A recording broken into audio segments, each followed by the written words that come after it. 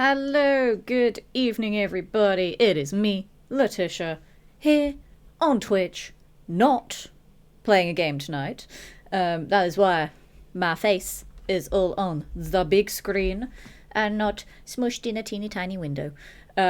Because I did a dumb thing, and I sprained my wrist. So I cannot play games at the moment. Because it really bloody hurts. But I didn't want to cancel a stream because, like, I'm fine. Like, I am alive and I can talk. So as much as I don't like doing just chatting streams, I say that, but every time I do a just chatting stream, like, it lasts a lot longer than I think it does, because, like, I personally get bored of them because I want to watch people play games. But then I realize, oh wait, you lovely people are here for me as a person, and it just so happens that sometimes I play games that other people like. So I thought, yeah, we'll do a little bit of a chit chat for a bit. Because, yeah, I just didn't want to cancel a stream when I don't really need to. Like, games are a core part of my content, but it's not all of my content. Most of my content is my personality. So I thought we'll do a little bit of a chat tonight and basically see what happens. Good evening, Kahorn and Data and Brian and everybody else. How are we doing? Hope you had a lovely weekend. Let me know what you go. Let me just have a stroke there. Let me know what you all got up to. There we go. Words are hard sometimes. But because I'm probably not going to do a 4-hour just chatting stream, I went ahead and made a cup of tea now because I'm British. I need my tea, obviously. So I'll be having a sip of that every so often. But yeah, I'm not gonna do a 4-hour just chatting stream. That's not gonna happen. I blab a lot, I know, but I'm not gonna do 4 hours of blabbing with no game. But having said that though, after we've done the standard Letitia blabbing, I may load up Fallout 4 Geoguessr, because that is pretty much the only game that I can play, because that only uses a mouse. I don't need to use my other hand for anything, because as much as I'm like, well, I'm ambidextrous, but I'm left dominant. So, like, I will write with my left hand, basically. I will use a knife with my left hand, but everything else I use with my right hand. Like, as you notice, as I just demonstrated, I drink drinks with my right hand. I open doors with my right hand. I, funnily enough, use a mouse with my right hand. So, I can play Fallout 4 Geoguessr with my right hand because my left doesn't need to do anything. So, we may do a little bit of Fallout 4 Geoguessr in a bit. It depends on, one, how I mentally feel, because as I said, like, physically I feel fine. It was just I sprained my wrist. I'm not, like, dying or anything. But mentally, I have had a lot of things going on at the moment. I'm quite tired a lot of the time. I wouldn't say I'm burnt out of things, because obviously, like, I love streaming. I'm not going to get burnt out from that anytime soon, because I've only just gotten back into it. It would be ridiculous if I got burnt out. But I may just sort of do, like, maybe 2 to 3 hours tonight. Possibly mostly just chatting, but we may do a little bit of Fallout 4 Geoguessr.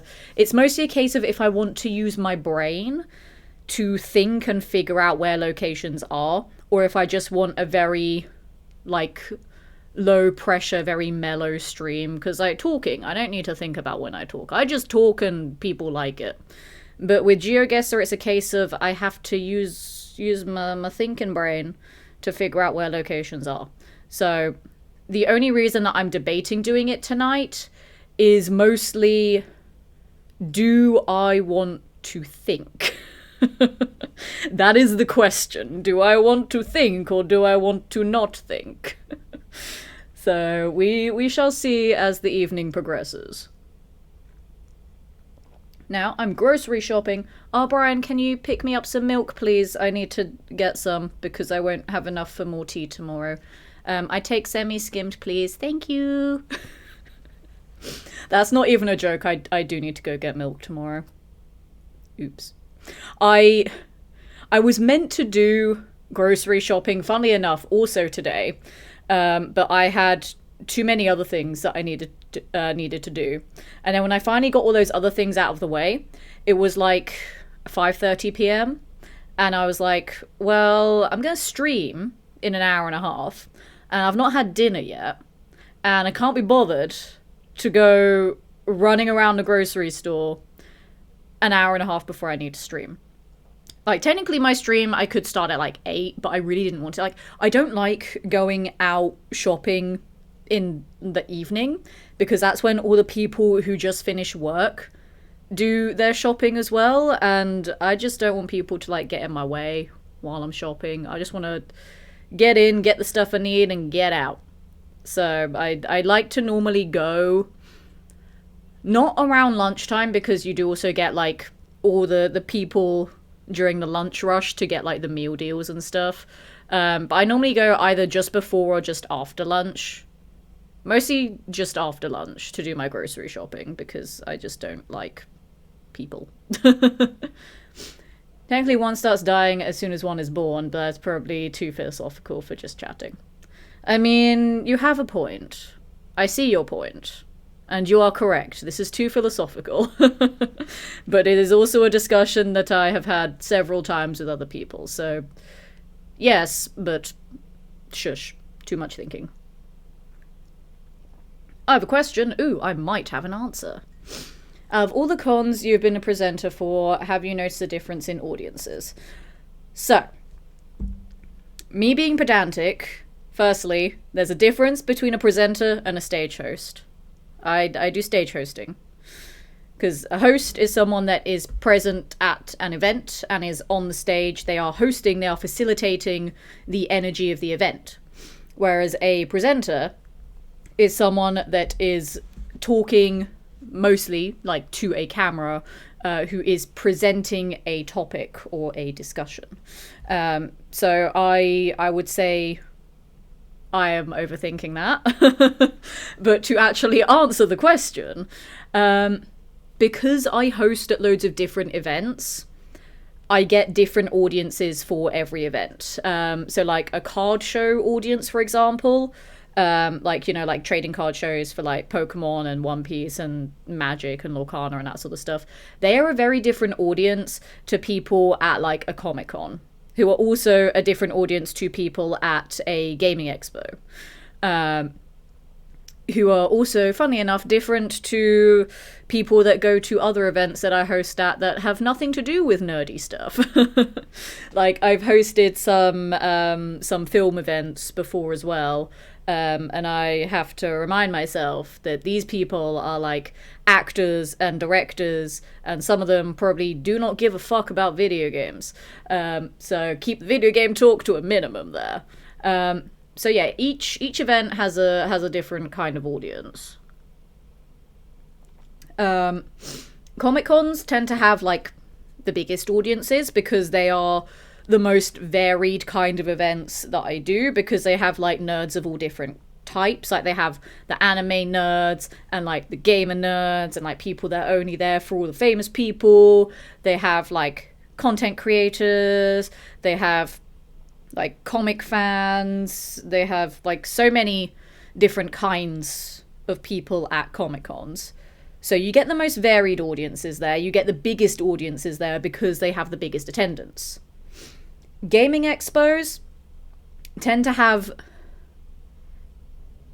I'd say, this could sound weird when I say it, but gaming expos have the most engaged audiences. Like, okay, Comic-Con audiences may be bigger, but sometimes they can be audiences that are just there to listen. Whereas gaming expos, you tend to get the very loud audiences because we're gamers. So we're gonna be loud because a lot of us are competitive. So when the hype is really amped up by the host, then the gamers are gonna be the most vocal about the hype. Like at Comic-Cons, you still get people that like cheer and like go yeah and like all that kind of stuff. But I feel like at gaming expos, you expect that. At Comic Cons, chances are like you just get a lot of like really loud applause because it's a big audience, and that's great, love that. But at gaming expos, you could have like an audience that's half the size of like a Comic Con audience, but they will be twice as loud because they are more vocal. They will be doing more screaming and cheering and chanting and all of that kind of stuff because gamers are loud people. Well, the extroverted gamers are very loud people. Maybe not the introverted ones, but the extroverted ones are very loud people. Especially if there's like a tournament or like a giveaway or something going on. Like if I'm hosting a tournament, then yeah, the gamers are going to be loud as fuck. And then like when I host card shows, those are actually quite difficult, to be honest, in terms of hosting. Because for card shows, people are there for cards. They're there to like trade or sell stuff. Or if they have like card artists and maybe like voice actors and stuff there, they're there to get stuff signed to then sell later.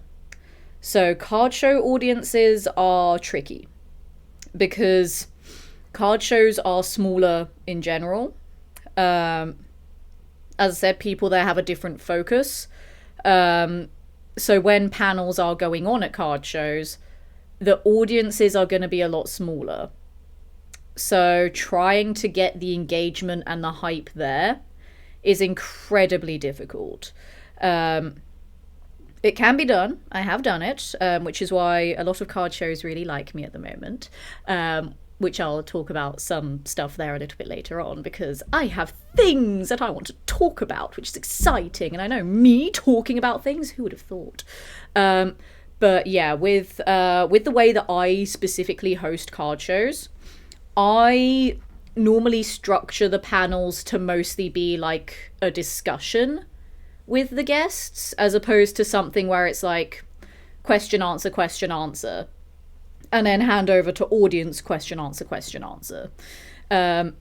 Because chances are at card shows, the audience is going to be very, very small, so there's not going to be too many people to potentially ask questions, and then even the people that do want to ask questions, they might be too shy to, because it's such a small audience.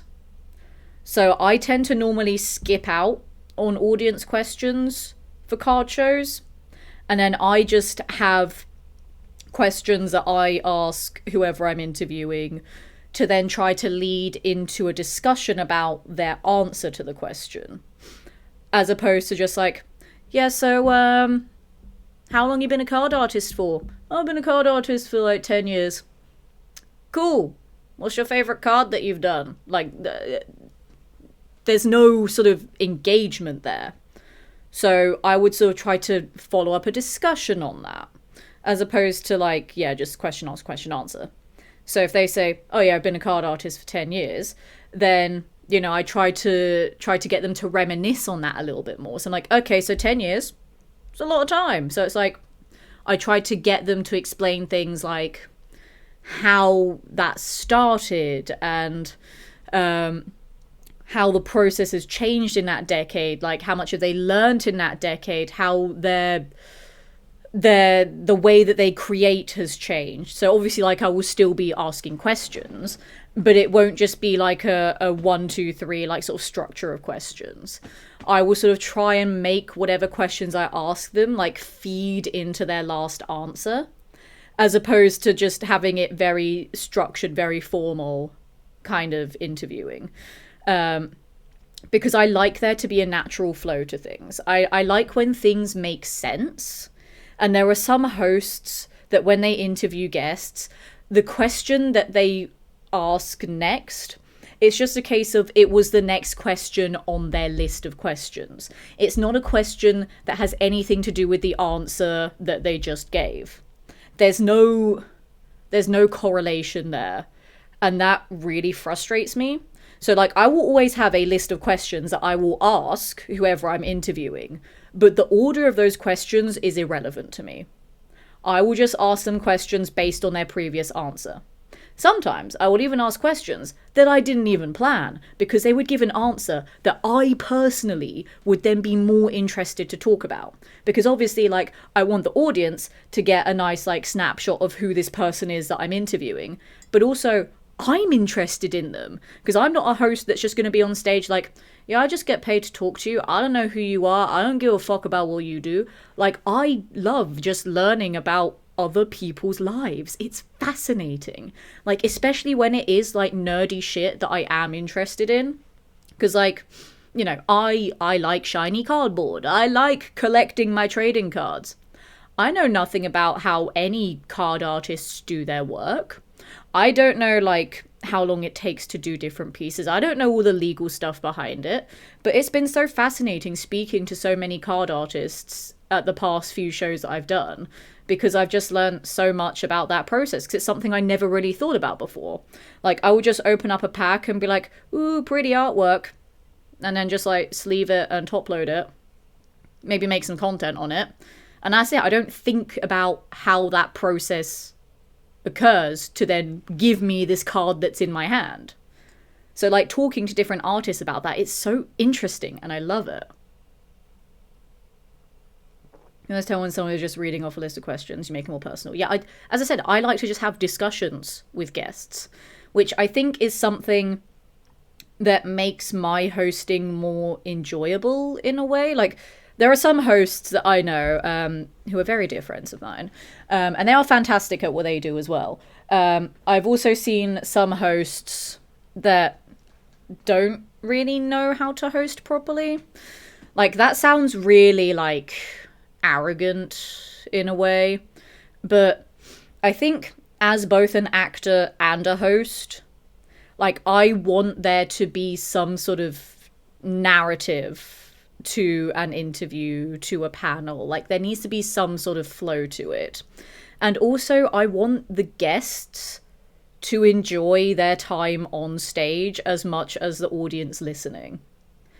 Because, like, the audience, they're just gonna be like, wow, this person's on stage and they're really cool and I get to be in the same room as them and get to listen to them talk and stuff. Sometimes the guests can end up leaving an interview or leaving, like, a panel just being like, what the fuck was that? That was a waste of time. I hated every moment of it. I want them to enjoy it and have fun. And every guest that I have ever interviewed has loved talking to me. Which, you know, I think that's a little bit of a flex, gonna be honest. I'm quite proud of that.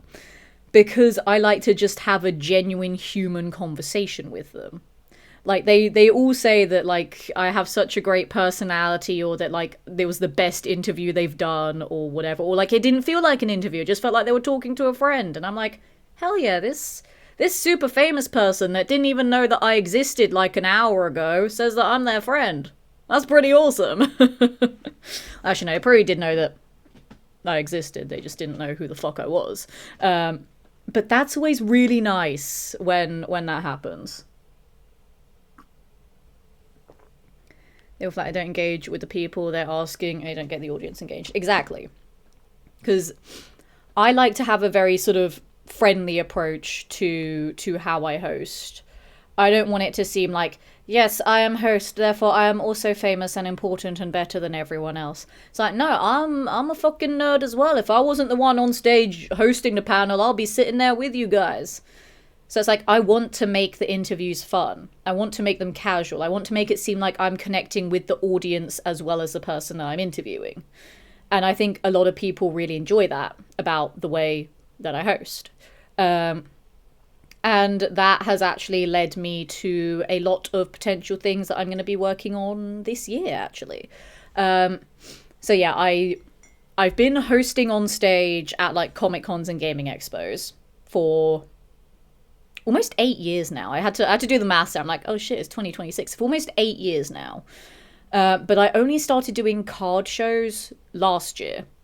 And people really like me at card shows.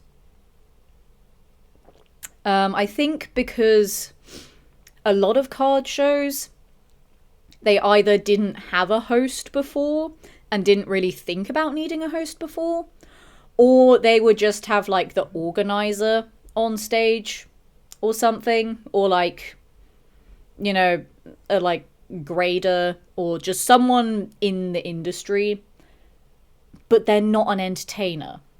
So they would be on stage and things would feel very formal in a way. Like, formal isn't bad, but it would seem too professional and not as entertaining.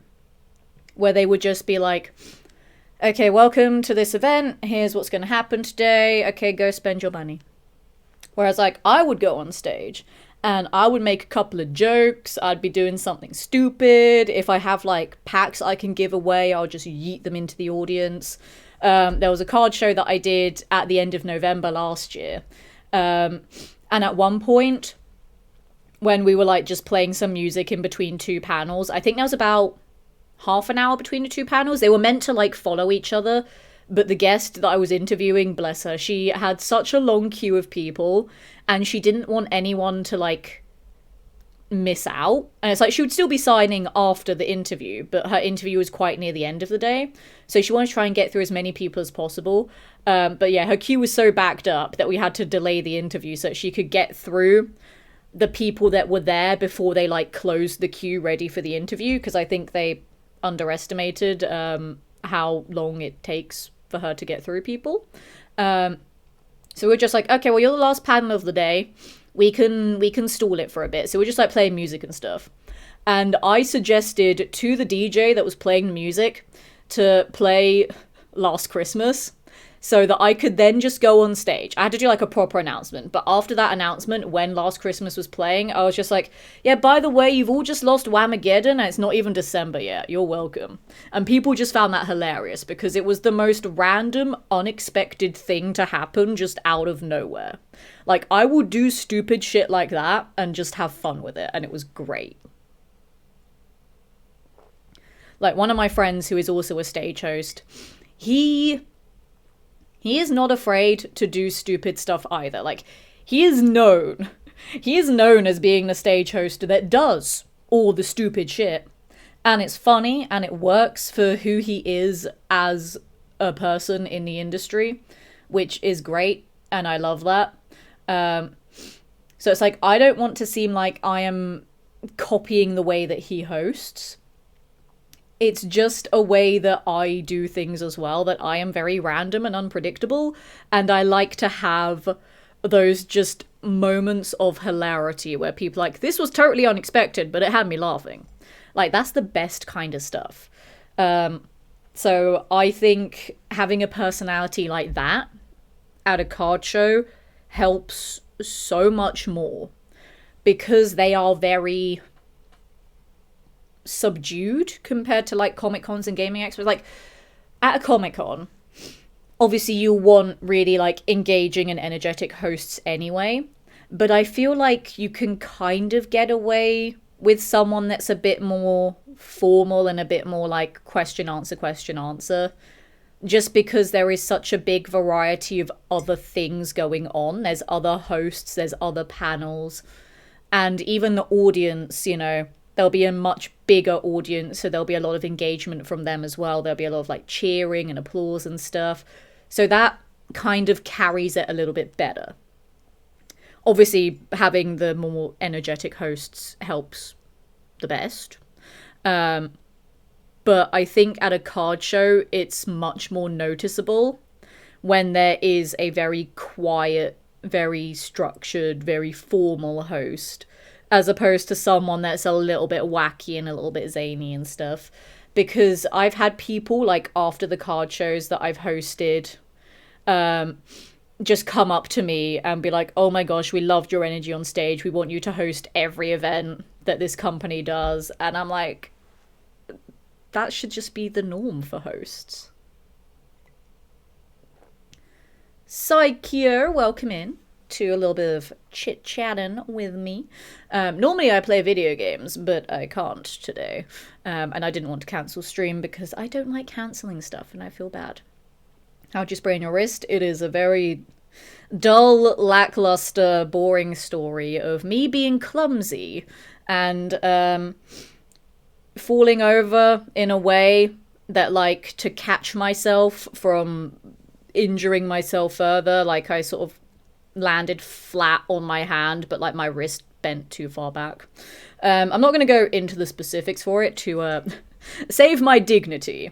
But yeah, I'm clumsy. That's how that happened. And then my friend at work yesterday made the joke of, oh, you sprained your wrist by falling, you're getting old now. And I'm like, fuck you. Because my birthday's next month. My birthday is literally in a month. And I'm like, I don't need to be reminded of how old I'm going to be next month. I really don't. But yeah, I was tripped over. It's not even like a really cool badass story of like, yeah, I got into a fight with like 10 people and then I fucked up my wrist. Or like, you know, I was lifting too heavy at the gym because I'm hench as fuck. No, I just fell over because I'm stupid. So yeah, that's the very lackluster story. Like, it's better than what it was yesterday. Like, literally, not when it first happened. Like, when it first happened, I was just like, ooh, that stung a little bit. But whatever, I'll just continue my day. That first night, I was in so much pain that I was up until 3 a.m. because I was crying because of how much it hurt. Like, I don't know how to describe it, but like, there would be a constant, like, dull pain coursing through my entire hand. But every so often, there would be a really sharp stabbing pain that would course all the way through my fingers and like all the way down to my wrist. That the only way I can describe it is that it felt like every single nerve in my hand was being repeatedly stabbed at the same time. It was so painful. And I was just crying and like clutching my hand, and I'll just be like, make it stop. Like, I had pain relief. I put ice on my hand. Obviously, I wrapped it up to compress it. But that first night was rough and it was horrible. I did not enjoy it at all. It's like the worst sprain I've ever had. Like, I sprained my wrist a few times before, but it's never been that bad. Like, part of my hand was turning purple as well, which is normal with sprains. That does happen. Typically, for me, it doesn't really go purple that much, though, but it did go purple quite a bit on, whatever day it was. Monday, there we go. I know my days of the week, shut up. But yeah, it went purple, and my fingers were all swollen as well. Like, they're not swollen anymore. Like, they look fine. Like, see? No swelling thumbs. My fingers all look fine. They all look fine. I have fingers. Hello. But yeah, the fact that it was going purple and swelling, I was like, okay, yeah, this is a really bad sprain. But today, it's not as bad. Like, most of the purple is gone. There's still, like, a tiny bit of purple that will be, like, around sort of here. But it's not as bad. And as I said, the swelling's gone. But, like, I can't really put pressure on my hand at the moment. Like, I can move my fingers, woo, but I can't do anything with them, which is really annoying. It's like, it was a case of if like I had broken anything, obviously I wouldn't be able to move my fingers, I wouldn't be able to feel them. So I'm like, okay, that's fine. That's a sign that it's not a serious injury, but it still fucking hurts. Part of me was like, if it doesn't get better by Thursday, I will go to a doctor just to make sure I haven't like torn any ligaments in it or anything. But the fact that it is already on the mend, at least a little bit, is telling me, yeah, it was just a nasty sprain. So I think it will be fine because, yeah, it's not swollen anymore. The purple is going down. Like, I don't have a constant pain anymore. Like, right now it doesn't hurt. But it's just when I put pressure on it is when it hurts at the moment. Which is why I can't play games, because I can't, like, hook my hand around a controller and I can't press buttons at the moment. Like, everything I would just randomly do with my left hand, I have to do with my right hand now. Like, I can't push down a door handle to open a door with my left hand. I can't press the flusher button on my toilet with my left hand. I can't brush my teeth or my hair with my left hand. I have to do everything with my right hand at the moment because I still can't put any pressure on it. But at least it's not constantly in pain anymore. So that's fine. I will take that. I want to hope that by not playing games tonight on stream and by letting my hand rest a bit, I want to hope that I'll be fine to play games tomorrow night on stream. I might try to find something really like casual and chill to play though. Because I know Fallout 76 weeklies, I need to get those done because they changed over yesterday. And I'm very behind on this season. So I want to get those done, but I don't know if I'd want to play 76 tomorrow. Skyrim might also be a little bit too much. It depends what I do in Skyrim, I guess. I don't know. I'll have a little think about what I'd want to play tomorrow. So I don't really want to have to do like multiple just chatting streams in a row because I don't really like doing them anyway. But it's a good thing that I have ADHD and can blab a fuck ton. So I can still do them whether I like them or not. So that helps. Once you get older, it's never a cool story. Yeah, for people that don't know, next month, like literally exactly in a month on the 28th, I'll be turning 30. Which feels weird to say. Because I don't feel 30. And it's like, I know in the grand scheme of things, 30 isn't that old. Like freaking Dick Van Dyke, when he had his last birthday, he turned 100. Like 30 compared to 100. There's a big fucking difference. But like, it just doesn't feel like I've been alive for 30 years, you know?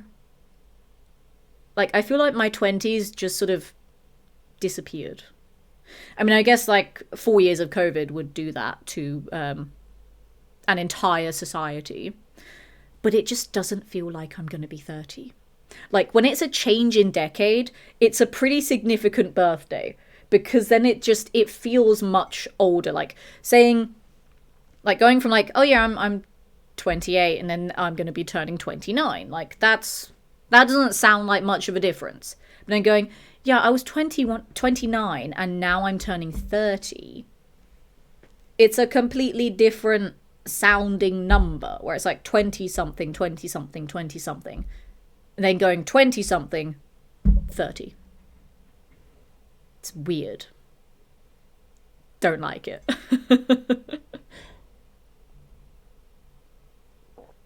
But it's fine because I still don't look 30.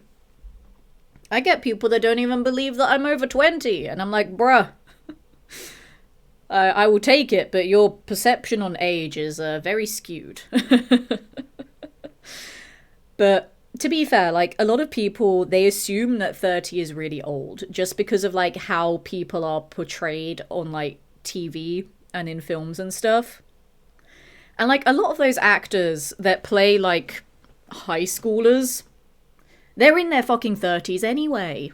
Like, they're in their late 20s or early 30s. So then people have a very, very skewed perception of that because they assume that once you hit, like, high school age, which I don't even know what that is. I'm just using America as an example because America makes a lot more film and TV shows. That's like, what, 16, 17, maybe 18 years old? And they're all being played by, like, 30-year-olds. So then, when they have to cast, like, someone to be a 30 or 40-something-year-old parent, they need someone that looks older.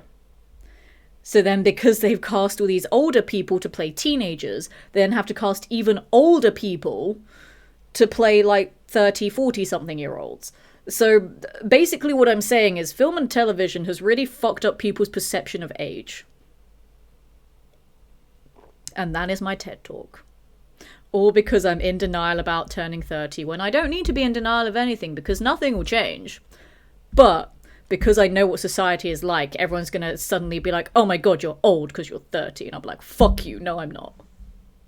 So yeah. Feb 16th I turn 50. Oh, enough to be your dad. My dad will be 63 in March. That's some Letitia lore for you. Some very rare lore about my parents. My dad will be 63 and my mum will be 61 in May. And that's all I will say about my parents, because you don't need to know about them. They are not internet savvy people. And I think I'm kind of happy that they're not either. That's funny that you're also a February baby, Brian. I know so many people born in February. It's crazy. Like, I think I know people's birthdays from like the 10th of February up until like the 13th of March, like every single day, including the leap year. And I was almost going to be born on a leap year, but I wasn't. But I almost was, but I know someone that was. So that's fun. That's interesting. I don't know why I went on a massive tangent about birthdays. As opposed to me talking about all the hosting stuff that you guys asked about. Also, funnily enough, I might be going to a card show on my birthday. Because I was invited there as a creator. But it's so the organisers can then speak to me at the event about potentially hosting their other events later in the year. So it's, I'm going as a creator, but I'm going on business that isn't just making content to promote the event, like basically what creators have to do at events. Like, sure, they get to go to events for free, which is awesome, but as a creator, you're expected to create content at these events, which serves as free promotion for the organisers to get other people to come to their events. So technically, creators are working at events, but I will be both, I'll just be both like working there in terms of making content, but I will be talking business with people too, which is quite exciting. But I found it quite funny how the event that they were like, yeah, we want you to come over and like we can talk to you about stuff is on my birthday. It's literally on my birthday. And I'm like, okay, well, I don't really want to do anything for my 30th anyway. So all of my other birthday plans, I've had to like shift away from the day itself. Because the show as well is a 2-day show. So it's both the 28th and the 1st of March. And then, yeah, my family obviously want to see me for my birthday, because of course they do. I have some friends that want to celebrate for my birthday, because I'll be the last one in our little group that turns 30. I might have some work friends that want to do something as well, because there's a few of us that have all gotten quite close together and we like to hang out and stuff. I might have something else planned that I'm not going to go into detail about, because that's an aspect of my personal life that I don't talk about. But yeah, I have a lot of plans around my 30th that all had to be moved because Letitia wants to do business this year. Letitia wants to hit the ground running, and my goodness, she has this year. We are 4 weeks into the year, and Letitia has done so much already. She also doesn't know why she shifted into speaking into third person for no reason. So I'm going to stop that now, because even though I do that a lot, it's a little bit weird in that instance, because there was no reason for that shift. Like, sometimes it makes sense. That one, even I don't know, and I'm the person that does that. Like, I don't even know why I did it. My sister was born 2 years and 11 days after me on the 28th. We share a large party on a Saturday in between for years. That's cute. I like that. Like, there's someone that I used to date. His birthday was on the 15th. I say was, he, like he doesn't exist anymore. He does exist. But his birthday's on the 15th. And I kept having the idea of like, oh, well, you know, we could celebrate in like the middle, like on the 21st or the 22nd, because our birthdays are so close together.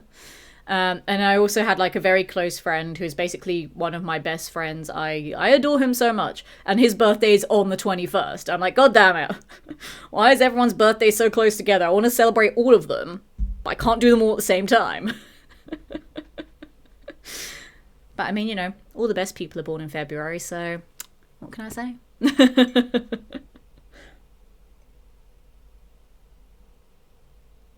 And that concludes my tea. I don't know why I said it like that. That sounded very dramatic for me finishing a cup of tea. I know, the actor being dramatic, who would have thought? I also just didn't know how to say it, to be honest. I was just like, yep, I finished my tea now. But how do I word that in a not boring way? Also, that last bit of tea was cold and disgusting. I don't like cold tea. It was not very nice, but I just didn't want to waste it, to be honest. But yeah, I'm going to be doing that card show on my birthday. I'm not going to be hosting it. I'm just going to be talking business with people. I also might potentially be hosting multiple card shows with one company later this year as well. We'll see how things go with that. And they might also want to make other content with me as well. So like a lot of social media content. I don't know if I should talk about the other thing, because there is a potential other thing. I don't know if I should talk about it though. Technically, I haven't signed any contracts for anything, so I won't be like legally breaking any like NDAs or anything. So I could talk about it. But I kind of don't want to, because surprises are fun. And also because I want the company to like me, and if they see that I like talked about it on a stream before they announced it, then they might not be too happy with me, and I want them to be happy with me. But there is a potential other thing that we're maybe working on, possibly. We shall see. I don't know. Now I have another card show company that wants me to host their events as well, because they loved what I did last year with them. And one of their events is in Scotland. Now, I've never been to Scotland, so that'll be exciting. I get to go up there, get to go up north. So that'll be fun. But those are like way later in the year, so I don't really know what's happening with those yet. And there's loads of other events I'll be attending as a creator. Possibly might be doing some more Comic-Con hosting again. I have been speaking to companies about that sort of stuff after MegaCon this past weekend that I went to. I've been speaking to other people about some potential content ideas. You may see me in a couple of people's content as well, because that was a surprise that just people at MegaCon wanted me in their content. Like, I didn't plan any of this beforehand. Like, it wasn't a case of like speaking in DMs being like, yeah, I want to make content at this event. Oh my gosh, so do I. We should collab and do something together. It was just a case of I was there, and then people were like, yeah, I want you in my content. And I'm like, cool. So that happened. I put in zero effort and got to be in people's content, which is not a good life lesson to have, and does not make me a very good role model. Put in effort in your work, guys, but just sometimes the payoff just falls into your lap, and it's delightful. Matthias and Boy Meets Mini, how's it going, guys? Welcome in to a little bit of just chatting, because I can't play games at the moment because I am crippled. I done fucked up my wrist, and I can't play video games right now. So, yay. That's a lie. I can't hold a controller, I should say. Well, I can technically hold a controller with my right hand, so I could play games that don't need two hands on a controller. Technically, I could do that, but I don't want to, because that's going to take a lot of learning how to use one hand with a controller that I really can't be asked to do, gonna be honest. So we're just not even going to attempt it. I also wouldn't know what games would be chill enough to do that, to be honest, so we're just doing a bit of chatting, because I didn't want to cancel the stream, because like I feel fine, and I just wouldn't feel okay with cancelling a stream where it's like, oh, but I could have streamed, just not played games. Like, you know, games are a core part of the content that I make, but I, as a person, I am the entertainment, because I'm the one that controls what happens in the game. I'm the one that reacts to the games that I'm playing. You know, I facilitate the discussion. So while games are important to my branding, it is me, the person, that is the core essence of it. Which was something that I've actually been doing some more work with, actually, because on top of all these other shows that I might be hosting and stuff, I also yesterday had a very lovely meeting with an agency about some presenting work that might become something quite prevalent quite regular, should hopefully have a little bit of an impact on pay for stuff, because that would be nice. I haven't discussed details with that yet, but we shall see where that leads. But yeah, the agency love the way that I present. And I was like, I would hope that I do a good job at presenting, considering this has been my entire career. I'd be very worried if I wasn't good at it by this point. But they were very surprised by how good I was. So I want to hope that that will lead to more work that isn't just the thing that we had the meeting about. Because the meeting was about one specific project, which is why I was kind of like, I don't know how it's going to impact financial stuff, because I don't know whether it would just be for this one project or not. But based on how much they liked me, I want to hope that I can maybe try to make it more than one project, and sort of try to be like, yeah, you could really use me for all of this other stuff as well, because I'm so good at what I do, and give me money, because money is nice. Like, I don't do the presenting and the hosting for, well, like, obviously I kind of need to do it for money because it's my job, but I like doing it because it's what I'm good at, and I enjoy being good at things. That's nice, especially for someone that has ADHD, and also the perfectionism that was instilled upon me at a very young age. We won't go into the fun and not stressful and potentially traumatizing details of all that. But I like being good at things, and the way that my brain works is that if I don't enjoy something, I'm not going to want to do it. That is an ADHD thing. That is not a by choice thing where it's like, oh, I don't like that. Nah, we're not going to do it. It's a case of my brain goes, this does not give me the happy chemical. Therefore, even if you want to do it, even if you know you have to do it, you're not going to do it. There's going to be this like invisible force field around the thing that is going to prevent you from doing it. That's what I mean by that. So, obviously, yeah, I do the presenting to get paid because it's nice, but I do it because I enjoy it and I'm good at it. So I want them to give me more work than this one project that we're going to be doing. So I'm going to try to schmooze my way into more of that, which could be quite fun. And I do also have ideas for my own content as well. I know I keep mentioning YouTube as a thing that might happen. That is still a might. My channel does exist now, but at the moment I'm just posting shorts on it because I don't have time, or the ADHD will allow me to make longer videos, because that involves scripting, recording the delivery to camera, recording whatever gameplay footage I need for whatever it is, or if it's like stream stuff, editing the streams down and taking gameplay from that, and then editing it all together into a final product. My brain can't do that. Like, it can, but it can't do that on the regular, because it's a lot of work. It's a lot of paying attention to one specific project, and again, if it's not going to give me the dopamine, my brain's not going to do it, whether I want to or not. And it's just something very stressful that I will overthink to death. Like, I will probably edit something like 50 million times before I'm happy with it, and it will just never get posted because I'll be constantly editing it.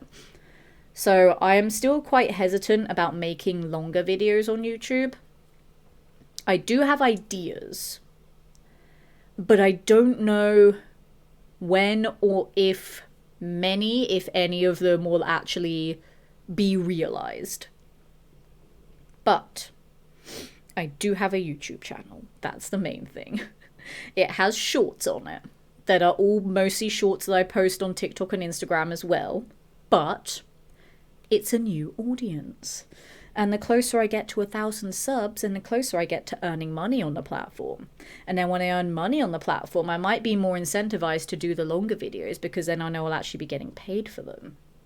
Because I won't get like past revenue. Like, if I make a video before hitting 1,000 subs that gets loads and loads and loads of views, I won't get any income from that when I get to 1,000 subs. It will just be any views it gets after that. So that's why I'm just posting shorts on there at the moment, because they're quick and easy to do. They do give me a little bit of a dopamine hit when I edit them because they don't take as long to edit. And I can also just repost ones that already exist on TikTok and Instagram anyway. So there's already like an admittedly small backlog, but a backlog of content that I can then repost on that platform. And if you want to subscribe to my YouTube, you can just type !socials in a chat and you can see all of my socials, including the ones that are on the screen right next to me there, my Twitter and my Instagram. I think the socials tab now has Twitter, Instagram, TikTok, my main YouTube channel, and my VOD channel that's just streams, basically. It's just raw, unedited streams that just get exported to YouTube from Twitch. Nothing special, but that channel also exists because Twitch killed their highlight feature, which was essentially the archive of streams. So I needed somewhere to put all my content, so I just bunged it on YouTube, basically. But yeah, I'm working on a few other things of my own as well. We're doing some more Pokemon unboxing content as well. That only goes on TikTok and Instagram. I don't want to put that on YouTube. I think if I ever put my Pokemon content on YouTube, I would have to make a third channel that's just Pokemon. Whether it's just Pokemon cards or like other Pokemon content as well. But I feel like having a gaming related YouTube channel and then like a Pokemon card related YouTube channel, I feel like that makes more sense for them to be separate as opposed to trying to put them together. So I may do that because a lot of my unboxings for Pokemon content, I am just like waffling while I open the packs. And it's like, that could be funny to listen to. I don't know if people care. I mean, you're listening to me waffle right now. But I know a lot of people watch Pokemon card content to see the hits, which kind of sucks because I am a fan of Pokemon. I like Pokemon. I like looking at the art of the cards. If I was smart enough to know how to play the TCG well, I would talk about what cards would be good in decks and like how they could be utilized. I have played a little bit of the TCG, but I've only played it with pre-built decks. I don't know how to build my own deck in it, that's the thing. And I also am not a very confident TCG player either, so I wouldn't even trust my own guidance, to be fair. But it's like, I would want to talk about things like that. Obviously, as well as like being hyped up about any hits I get and whatever. But a lot of people only care about the hits and how much money they're worth. So I feel like if I wanted to post all of those unedited unboxings, would people care about them? That's the thing. I don't know. There probably will be people that would, but then I also wouldn't want to like, not saturate the viewership, but basically to get a lot of negative feedback from people. They're like, oh, I just want to see the hits. Why is this like 15 minutes of you yapping about nonsense? You know? I had also been debating like doing live streams of unboxings. I feel like that could be fun, but I wouldn't know how to set that up. Because my second setup that I had, the like tabletop view for the charity stream, that was like over there. And my microphone is the one that's right here next to me, that made the audio quality very difficult because I wasn't, one, next to a microphone, and two, I was literally facing away from the microphone. So I'd have to find a way to get the microphone over there. And when I record the unboxing videos, I use my phone on a tripod that's set up somewhere else, as opposed to the secondary stream camera that I used for that charity stream. So even then, the angle and everything would be different, the lighting would be different.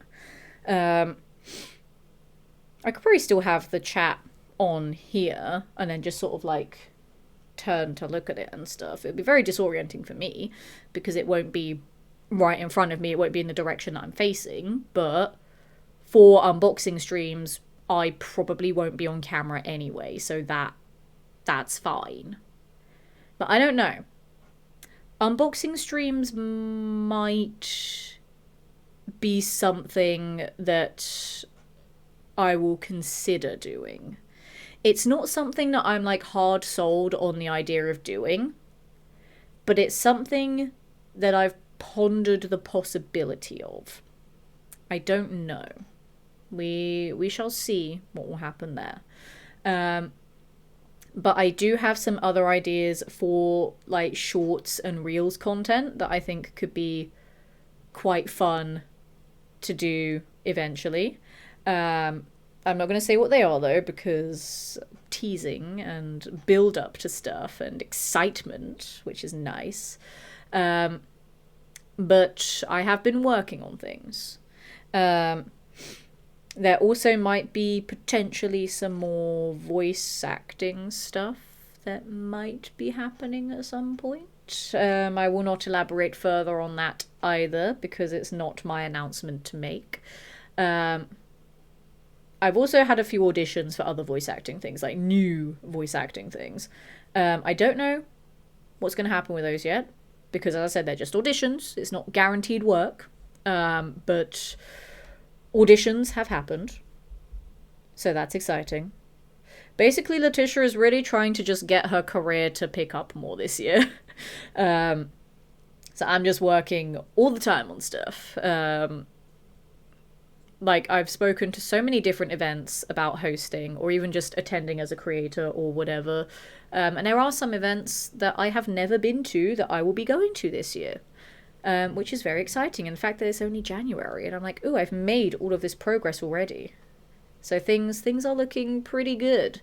And hopefully, because of all these other things as well, it will give me more time to stream more regularly. Because I know there were points last year where I was good at streaming, and then there were points where just so many other things were happening that I did not have time to stream much, and I'd stream like once every 2 or 3 weeks. And that would piss me off because I like being reliable. I like being regular. Obviously, like, metrics would be skewed because of that as well.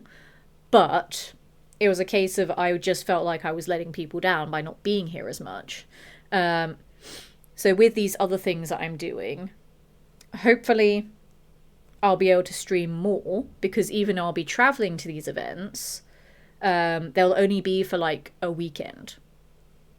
Like, they will pay really well if I'm hosting them, so money won't be too much of a problem. So I can then have a couple of weekdays like off to then stream and make other content.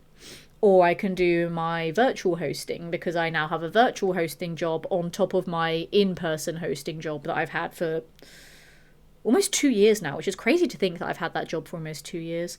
But yeah, the virtual hosting stuff is really nice because obviously I can do that from home. I don't have to spend time or money on travel, which is really nice because then I can just do that and then just go and do something else immediately afterwards, as opposed to the in-person hosting job, which adds 45 minutes of travel there and back on top of however long I'm there for. So it's quite nice having a little bit more flexibility with that now. So I'm quite happy about that. That helps alleviate a little bit of the pressure of other things. But yeah, there's a little work stuff that I'm trying to figure out. A little content stuff I'm trying to figure out. There's a lot of ideas that I have for stream games as well. As I said, I want to finish the grind to rank 100 on Fallout 76 ASAP. I want to finish Skyrim. Hopefully I will finish Skyrim. I think I'm going to like stop doing all of the extra challenges in my Skyrim run and just try to finish the main story. and then maybe go back and do the rest of those challenges afterwards and make it like a casual dip in and out kind of game, as opposed to a game that I was meant to just be playing for the story because I'd never played it before. Because I've been doing that Skyrim playthrough for 4.5 years because of all the stupid challenges I'm doing with it. That's ridiculous. So instead of trying to collect all the stones of Baron's Eye, instead of trying to do every single quest in the entire game, instead of trying to get every skill to 100, I'm just gonna go back to being a stealth archer, because those were the skills I maxed first, obviously. Gonna go back to being a stealth archer, and we're just gonna do the story. And then once I've done the story, then it can become a game that I just like fuck around in and stuff. And then go and find the last few stones of Baron's Eye, then go and do all the other side quests, then go and max every skill to 100. Or, pause. What I could do, my first Skyrim stream back, I could just get the last stones of Baron's Eye. I could do that, because I feel like that won't take too long to do. Because I think I only have 3 left to get. Obviously, I don't know which 3 they are, but if I just whip out a guide and then just go to all of those locations, that'll be the only time I'll allow fast travel. I think even if I bin off all the other challenges in my Skyrim playthrough for, like, just getting it done, I will still have fast travel banned, just so I can continue to explore the map and have fun, basically. And fast travel's kind of boring. But I think when I do the Stones of Baron's Eye, I will fast travel, just to speed it up a little bit. And we just go through all the locations until we find the missing 3. And then all the streams after that, we forget about all the extra challenges, and then just go for the story. I think that might be the best way to do things. Just so after I beat the story, it can just become a casual game that I just pick up and fuck around in between other games in my backlog that I actually want to play to experience the stories. And then I do want to do a big Fallout 4 challenge run next month to celebrate 7 years of being a Fallout 4 content creator. 7 bloody years. That's a very long time. And because, yeah, the PS5 version of the game is essentially a separate game, so there's a new Platinum trophy to get. So I want to get the Fallout 4 Platinum again. I think that would be fun. So I want to do that.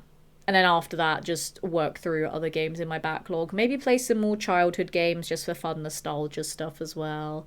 Like Ratchet and Clank and Sly Cooper and stuff, because I like those games. Then yeah, just working through backlog stuff just so I can say, hey, I finally experienced these other games. Or, if I wanted to get trophies on some of them, because I would like trophies, but I don't know, I feel like some of the platinums would just be very difficult to get on streams, so we'll go game by game in terms of trophies. We'll see how I feel about getting platinums or not. So I'm not a big fan of trying to go for platinums on stream, because it's like I want it to just be an experience of the narrative, of the environment of the game, as opposed to like pausing every 5 seconds to read a guide on how to get the platinum and stuff, or like pausing to look at the trophy list to figure out what a trophy means. Like, it kind of ruins the flow a little bit for me. So I'm not a big fan of getting platinums on stream unless they're nice, easy to follow platinums. So I don't know. I'll think about it. We shall see. But yeah, hopefully I can have a better stream schedule at some point in the future. We shall see.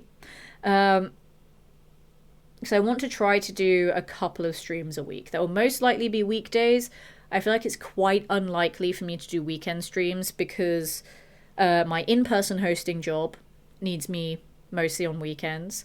Obviously conventions and stuff are at weekends, whether I attend or am a creator at or a host at. Like, I would need to go to those. Some of those can be like 3-day events, so I'll essentially be gone for like 4.5 days because of travel and hotel stuff. Because I normally like to stay night before and night after events, especially if they're like not London events. London events I'll mostly do the same, to be fair, but I just like having that rest beforehand so I don't have to get up stupidly early and be tired. And then also having the rest afterwards just to regain energy from busy weekends. And yeah, weekdays tend to be quite quiet. The virtual hosting stuff, fluctuates a lot. But weekdays can be a little bit quieter, so most of my streams will probably be on weekdays.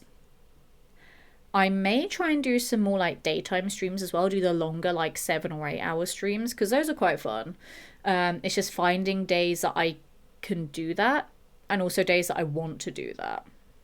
Because like, while I said weekdays are quieter for me, there's still the case of like going to the gym, doing grocery shopping, like doing stuff around the apartment, like basic chores, working on my other freelance content, doing auditions for stuff, meetings, sending emails, etc., etc. If I have some of the virtual hosting stuff, doing that.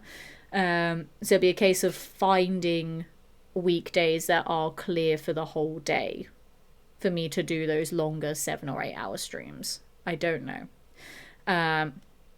But I do like doing those. Those are quite fun. They are a little bit more liberating now that I've done a few of them, where I don't feel like I have to constantly be on and be entertaining, where I can just be like, yeah, I need food for like 20 minutes, so I'm just gonna like disappear for a bit, bye. Like that kind of stuff. Like that feels fine to do now. Whereas for a long time I treated streaming as like a TV show where there constantly had to be things happening. I had to constantly be talking. Like I couldn't go do human stuff.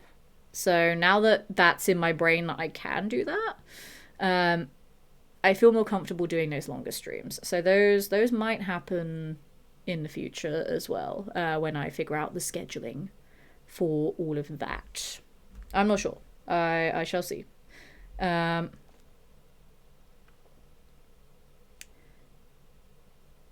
Give me a moment here. I'm getting a message about a work thing.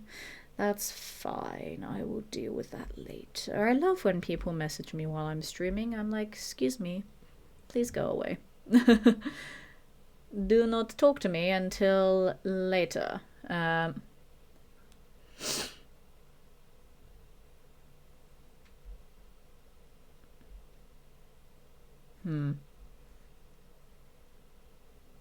Yeah, no, I'll deal with that later. I don't care.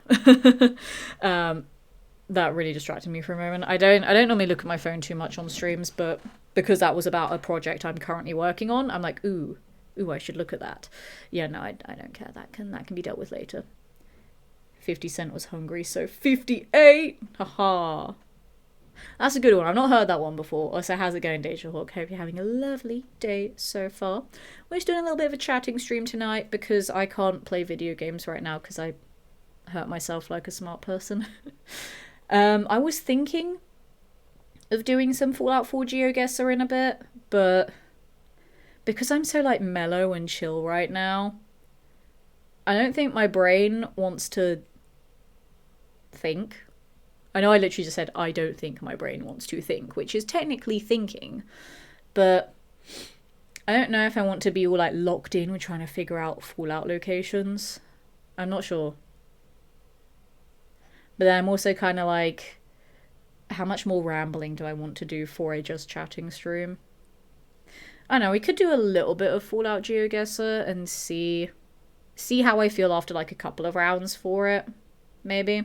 But before I do that though, I am going to quickly go rinse out my mug, and I'm also going to blow my nose because it's annoying me right now. Like, I don't think I'm coming down with a cold, and I think it might just be like a mild like irritation or something. But I'm going to quickly do that. I'll be right back, and then I'll figure out if I want to do some Geoguessr. So I'll be super quick. Do not go anywhere.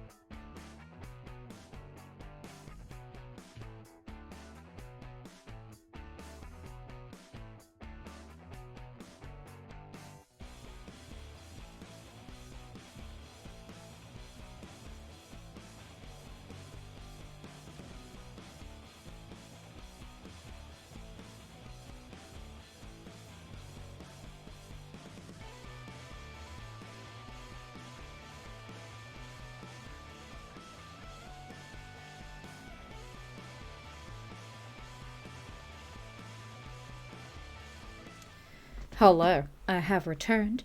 Um, so. I'm thinking what we're going to do.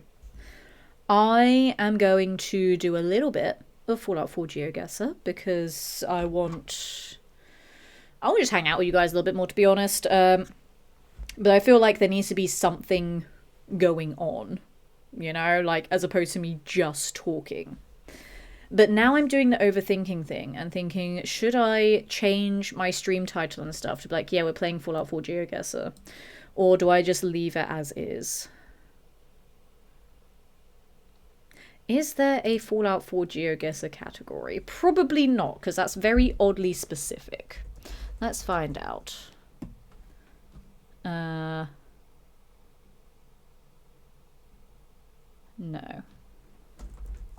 Geoguessr. No, okay. Then would I put the category as Fallout 4 to get the Fallout fans in? Or would I put it as Geoguessr because it's Geoguessr? But then people that watch Geoguessr would be wanting, like, real life Geoguessr, not video game Geoguessr. Oh, I don't know. If I put that's like the third time I've like had a stroke tonight. If I put the category as Fallout 4, that's fine. Now I'm gonna change the title to I sprained my wrist, so we're playing Fallout 4 Geoguessr. I keep forgetting that Geoguessr doesn't have the E in it. It's Geoguessr instead of Guessr. No, it's kind of a boring title. How about we do... Pro Fallout 4 Challenge Runner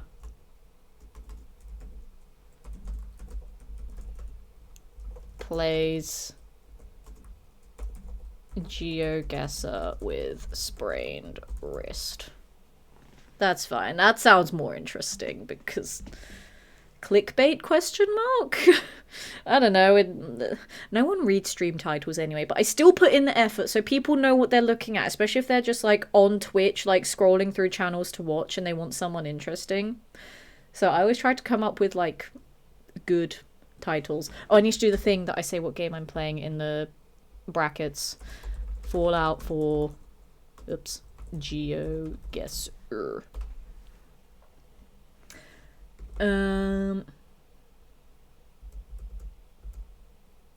Sure, that'll be fine. Fallout 4 done. So hopefully that'll update the category information for all of you guys. Can chat confirm that that has updated? Because that would be nice to know if it has. And then we're going to go over to this screen. Oh my goodness, look! It's Geoguessr, but it's the Fallout version. Wow. That's exciting. Wow. So last time that I did this, I was pretty damn proud of how close I got for all of the answers, which was very, very nice and made me feel quite smug. And I'm expecting today I will crash and burn and not know any of them. So that could be fun. Category and title have changed. Hello, Unexpected Bagel. How are you doing today? Welcome to some just chatting that has now turned into Fallout 4 Geoguessr, because that's the only game that I can play right now. I can't hold a controller, and Geoguessr only involves a mouse to click on the screen. And I'm right-handed when I use a mouse anyway, so my left hand doesn't need to do anything right now, which makes me quite happy. But you're not Geo, but Letitia. So should it be Letitia Guesser? God, it would help if I could read, wouldn't it? Because that would have been a funny joke if I didn't fuck it up. I'm sorry, K-Horn, I fucked up your joke by being illiterate. Let's try that again. Geoguessr, but you're not Geo, but Letitia. So should it not be Letitia Guesser? There we go. I delivered it correctly that time. And yes, it should be, goddammit. They need to change the name of the game. And because, you know, being a professional challenge runner of this game, that people have known to play this game all the time, and that most of my community has come from watching me play this game, they should rename it to be about me, because I definitely have that kind of ego. Yep, we'll go with that. I'm alright, you. I'm glad to hear it. Yeah, other than the wrist, I'm fine. I didn't want to cancel stream tonight because, like, physically I feel fine. I'm just one wrist short at the moment. But yeah, like, I feel fine. So I was like, I don't want to cancel a stream if I know that I can stream. I just can't play games. But people are here for me anyway. The games are just a nice bonus, I guess. Mr. Smiley, how's it going as well? Guessr, I hardly know her. Ha ha, I see what you did there. All good, boss. Thanks. We'll just pretend I didn't fuck up the joke, because Letitia never fucks up a joke, because she's fucking funny and you should laugh. Because, yep, all comedians need to tell their audience when to laugh. Yep, that's how the professionals do it. We'll go with that. Laugh, goddammit. Okay, now the only problem with doing Fallout 4 Geoguessr, because of how janky my setup is, in that I only have one screen. I know, shocking. A streamer with one screen. Well, technically, when I play games, I have two screens. But whenever I'm doing something on the interwebs, like Fallout 4 Geoguessr, technically I only have one screen. So, trying to look at chat while doing Geoguessr is going to be quite tricky. Because, yeah, my monitor is only hooked up to my PS5. So I only get a second screen when I'm playing on PS5. Obviously, this game is not on PlayStation. And I mean, to be fair, the rounds are timed anyway. I don't want to, like, spend time looking at chat. I was going to say waste time looking at chat, but that sounds mean. I don't want to spend time looking at chat because I want to spend the time figuring out the location. So what we're going to do, the rounds in this game are 5 locations. So after those 5 rounds, those 5 different locations, that's when I will look at chat. So I'll just be locked in trying to figure out the locations. You guys are more than welcome to have a guess of the locations in the chat as well. Just I won't be able to see them until after I've done all 5 locations in that round. Which may mean that when I go back and read them, I may get a bit confused as to which round you are placing a guess for. But that is the only way we can do this. Because the timer starts as soon as the image loads in. It's not as soon as you open up the Pip-Boy for the first time. It is as soon as the image loads in. That timer is going. So I will just be locked in for guessing. But yeah, does that sound good to everybody? We'll do a little bit of this for a bit. And then I'll probably just go and do some more work on stuff. I don't think I'm going to be streaming for 4 hours tonight. Just because of my wrist. If I was playing, like, video games, sure. But I as much as I love Geoguessr, I don't think I could even do this game for another, like, 3 hours. I don't. I feel like this is a game that I can enjoy every so often for maybe, like, an hour or 2. But I don't think I could do 4 hours of this game, you know? Like, I'd want something else to add a bit of variety. Yeah, we'll do a little bit of this tonight. I'll just end stream early, have just a nice short one, just to be like, hey, I exist and I didn't abandon you all, and cancel again, because I hate cancelling streams. And then I'll just work on some other stuff that I need to do. And then hopefully tomorrow, because I'll be resting my wrist like a good person, hopefully tomorrow I might be able to play something. It might not be my usual games. It might not be Fallout or Skyrim. It might just be something chill. I'll see how I feel during the day. And even if I do Fallout or Skyrim or something, I might play it in a more subdued way than I normally would. I don't know. We'll just have to figure it out tomorrow. But yeah, let's hop on over to a bit of Geoguessr for a bit. So I'm going to go to the Geoguessr window now, so I won't be able to see chat until I finish these 5 rounds. Which I know that detail is irrelevant to you guys, because it will still look the same for you. but it'll be different for me. So I want you to understand that I'm not ignoring you. I'm just playing the game because I can't see you. Not being able to see someone and outright ignoring them are two different things, okay? I just want to make that clear. But I am now on the game screen, and we are going to start our first round. Okay, we are going to do... We could do endless, but I don't know if endless means that there aren't any breaks between rounds. And if there's not breaks between rounds, I can't read chat at all. So we're just going to do normal, which, yeah, 5 rounds, 1 minute and 30 seconds each, which starts literally as soon as the picture appears. So the timer, there is no break on the timer, so I can't look at you guys between them. So we'll just do that for 5 rounds. I'll go to chat, have a little chat with you guys, do another 5, etc., etc. So yeah, we'll do normal, and then go from there. Up to 2 hints can be used per round from the radio tab. I forgot about that. We don't need those because I'm confident. I say I'm confident. That one is not ideal right off the bat. That's mass fusion. Well, the sign for mass fusion. So, mass fusion is like over here somewhere. Mass fusion is right there. That's the sign for mass fusion. Where is the sign for mass fusion? Is that... we have 1 minute left. It's in the background. How do I get rid of the Pip-Boy again? We're in like a truck or something. There's a truck. Mass fusion is there. So it's down a straight road that's facing mass fusion.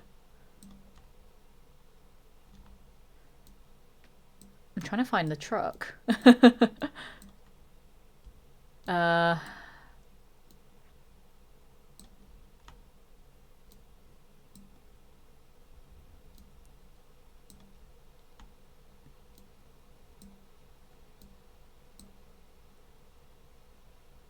Wait, no, is that mass fusion or is that green tech? That's green tech, my bad. I actually don't know. I'm gonna guess, like, there somewhere. Nope, I was on the wrong side. Fuck!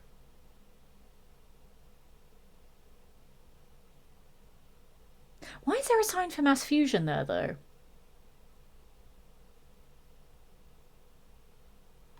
That really confused me. Why is there a sign for mass fusion there?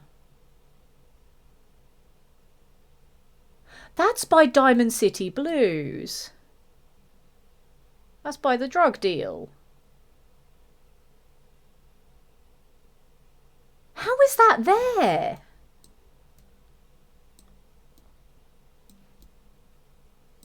Because that's Diamond City there. Nah. Oh, I should have clued it in on the light there. I knew this would go wrong on my first attempt back. It's been a while. Ah, I feel stupid now. What if we just restart? We'll pretend that one didn't happen. Shh, nothing happened.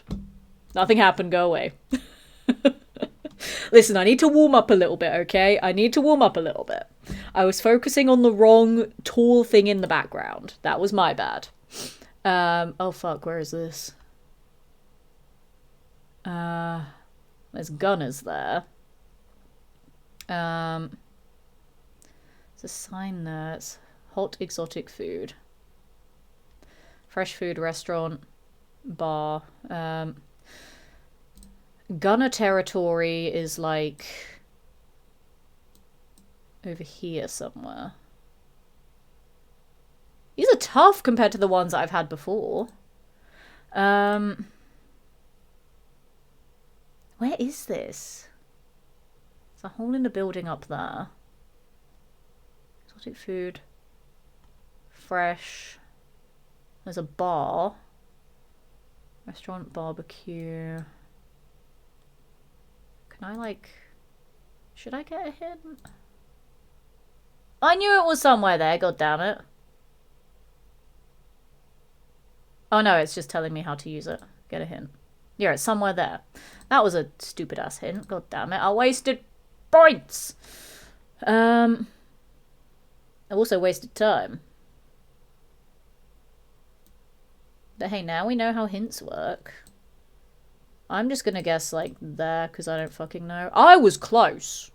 I was fucking close. I didn't even need the hint there. I wasted it. But I was fucking close. I was just down the bloody road. God damn it. Oh, hello. I know where this is, but I don't know where this is, if that makes sense. I recognize it, but it's like, it's down here somewhere.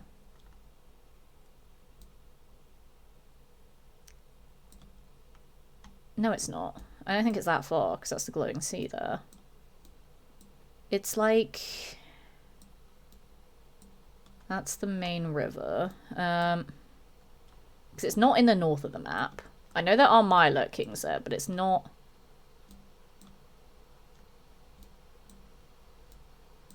It's not that far up. I don't think. Would it be there? It's not that far north, I don't think. I don't think it's... No, because that's the glowing sea down there. So yeah, I know it's not in the north area. My alert kings don't spawn up there that much. So it is somewhere near the glowing sea. I know that. I just don't know where near the glowing sea. Oh my god, it's like right here. Can I get it like perfect though? I don't think I can get it perfect. I'm just gonna have to say there. Oh, I was so close! Oh, I panicked because I was less than 10 seconds, but I was so close there. I was so close. God damn it. That... Ooh, we had one that was near here before, I think. If this is where that I think it is. I think we had one near here before. And that was... It was near Swan's Pond. It was... oh fuck, where's the building that I'm looking for? There's a very specific building that I think is near where that one is. I think. Oh, fuck, where is it? Because I think this building is this one.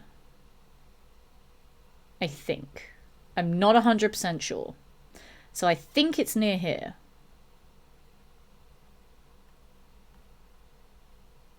But now I'm doubting it. I'm doubting it a little bit. I want to say, because that's on the right side there. I want to say it's like somewhere here. Nope. Way further down. God damn it. I was in the right general area though. That's fine. This... I know where that is, I think. This is, look at the sign there, that's terrible. This is one of them bridges. I just need to remember which one it bloody is. It's one of them bridges that goes from one side to the other. You know, one of them ones. That's the one that... Oh, is it actually this bridge? I think it is this bridge right here. Yeah. Right there. Near enough. Right there. I was right there with it. I was close with that one. Ooh, this. Ooh. Ooh. Cheeky sniper. Because that is my priority. Ooh. Ooh, do I know where this is? I don't know if I know where this is. Like, I know the location. Like, I recognize it, but I don't know if I know where it is on the map. Is what I mean.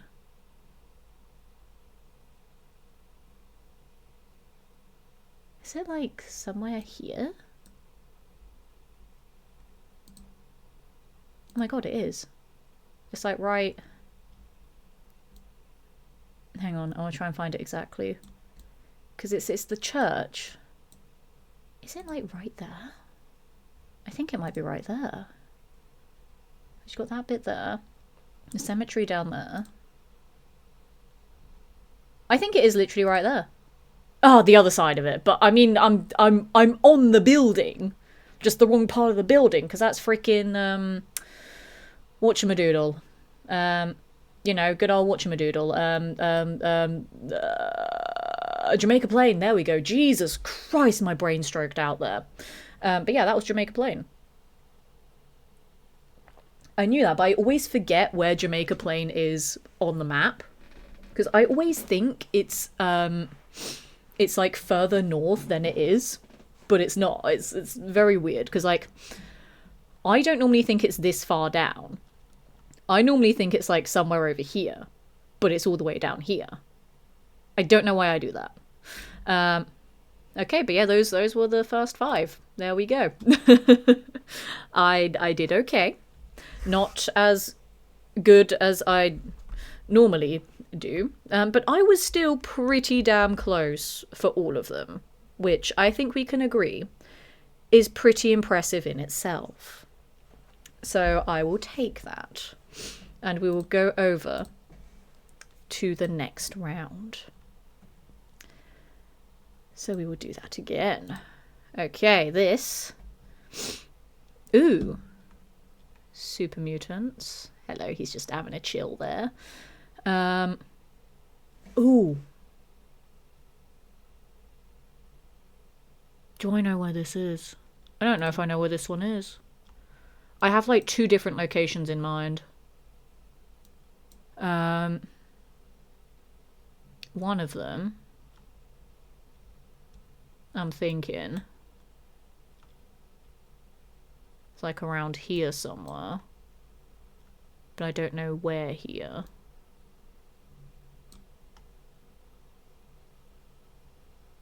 I don't know if that's correct though. Got a highway in the background. We have a church. Oh, I don't know if I know where this one is. Like, part of me wants to say it's somewhere over here, but I really don't think it is now. I'm having doubts. Oh fuck, I'm having doubts about this one. But I'm going to need to put down a guess soon. I don't think it's here, but I'm just going to put it somewhere here. I was close though. For having doubts about that, I was close. I was so close. I should have clued in that it was by the river though, because of this down here. And that I was in a blue box. I didn't clock on that I was in a blue box there. God damn it, I should have clued in on that. But I was close. Considering I had doubts about the area, I was in the right place, roughly. I knew it was somewhere there. Oh, that's annoying. That... where is that? That could be a couple of different places. Well, I mean, technically it can only be one place, but there's a couple of different places that come to mind. One of them...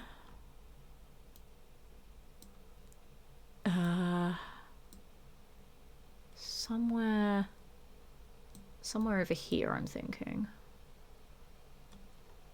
But now looking at it top down, I don't know.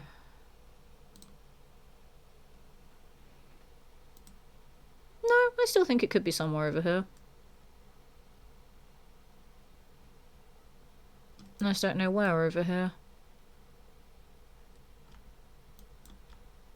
I don't think it is.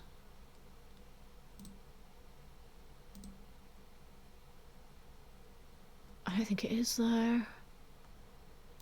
Oh, but it could be.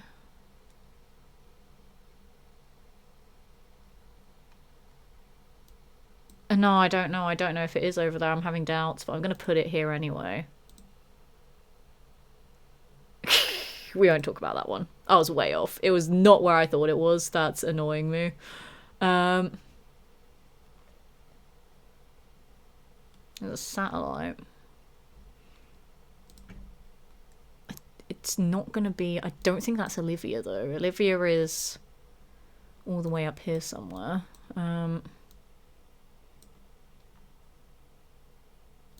Where is Olivia? It's like over here. I can't even find it. It's there.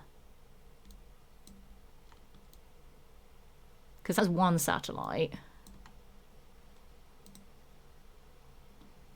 That has 2. It's not going to be thingy. It could be thingy. I don't think it is thingy though. Thingy. I mean, it could be, just could be from an angle where I can't see all of the satellites. I actually don't know where this one is. This one is stumping me. I don't know where it is. There's some buildings with a car. And we're at a junction in a road.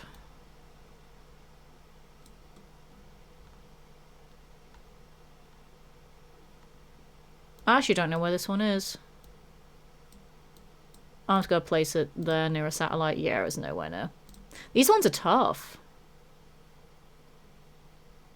That is the freaking airport. Which is down here. So.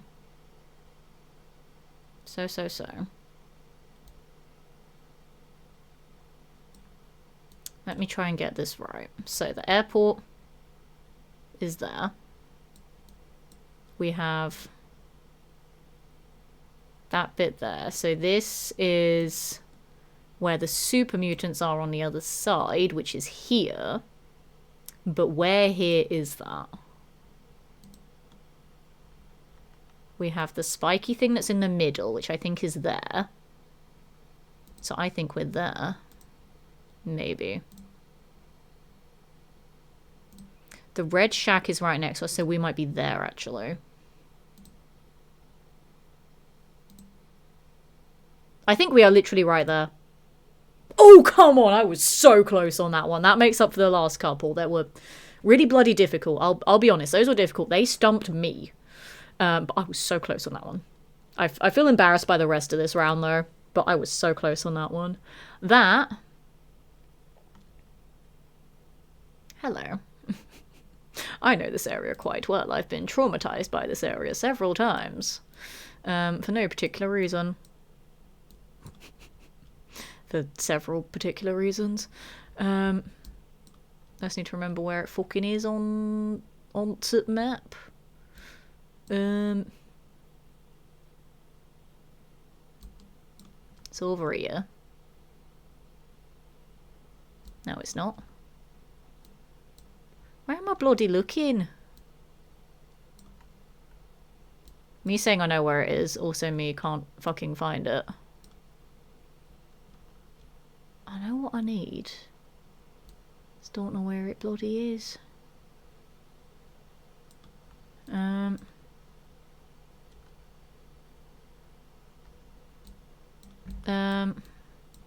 Brain has stopped working. Send help chat. Oh god. Why is my brain not working? I can't find what I'm looking for. Why can I not find what I'm looking for? Holy fuck. My brain has stopped working. I'm just gonna put it there. I was close. I was right there. I was right there with it. That's fine. We're just gonna skip that, but that's fine. I knew where I was looking for that one. I was like, I know it's near the castle. Just, I couldn't figure out where from the castle. Like, I knew where it was. I just couldn't orient myself with it. I'm doing really badly on this. This is embarrassing.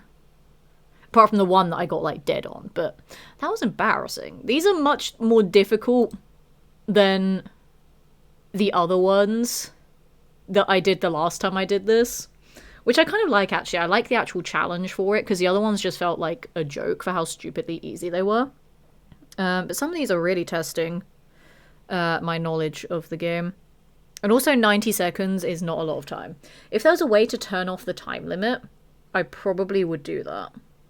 Actually, if we go to endless mode, does endless mode have a timer? Because if it doesn't have a timer, we could just do endless mode. We'll find out if there is a timer on endless mode.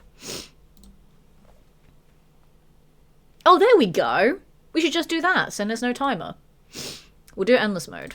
No timer at all. We have all the time in the world.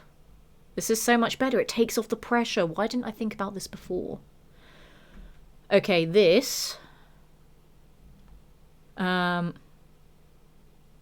I know where this is. In terms of, I know, like, I know I've been there many times, but it's just a case of finding where it is on the map. It is... Oh, fuck. I know where it is. It's freaking Revere Beach. Which, God, I need to remember where Revere Beach is on the map. Like, it's Revere Beach, I know that, because that's where you go and get, like, loads of book tokens. Like, you can get the overdue books from the library. You can find a couple of them dotted about in other locations, like Satellite Station Olivia. There's one in Mass Fusion. Not Mass Fusion, in Green Tech, sorry. But you can also just pick up a load of the book return tokens at Revere Beach. And Revere Beach has the power armor dude who's really scary. But I don't remember where Revere Beach is on the map. That's the problem. I know it's Revere Beach, but I can't remember where it is. Shit. Where's Revere Beach? Oh, I know where it is. Because it's somewhere by all of the bullshit. It's near bullshit area, which is over here. Let me get oriented. So I would normally go over there by going to Geoguessr and then go up this way. My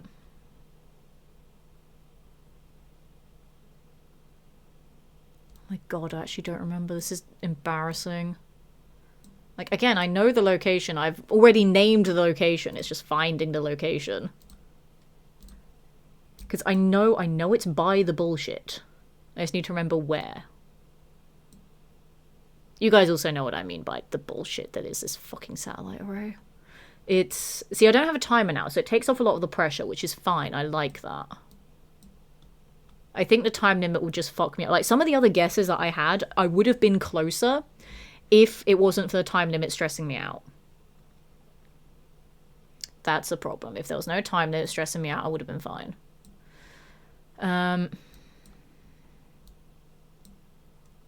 Why do I not remember? This is embarrassing. So this is over here. And then... I don't think it's on this side, though. Hang on. Let me try and orient myself.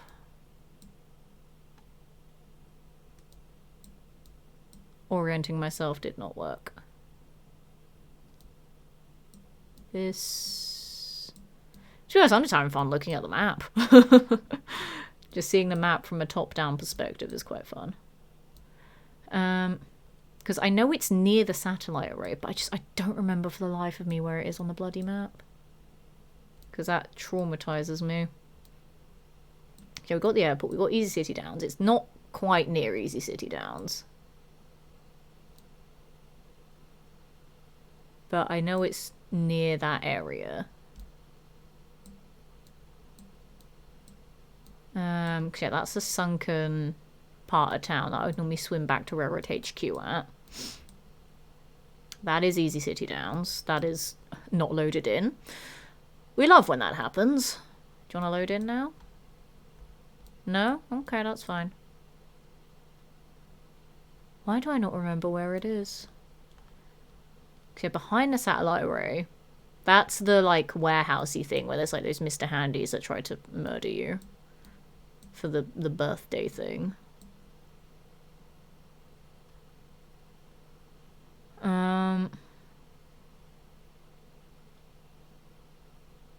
This...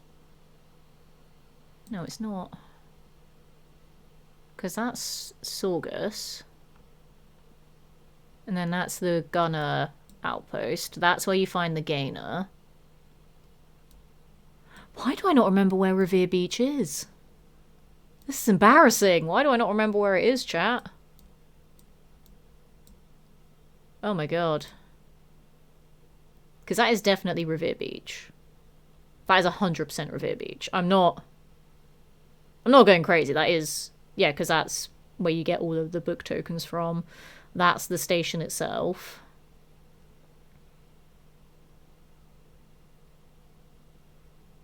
Yeah, that is 100% Revere Beach.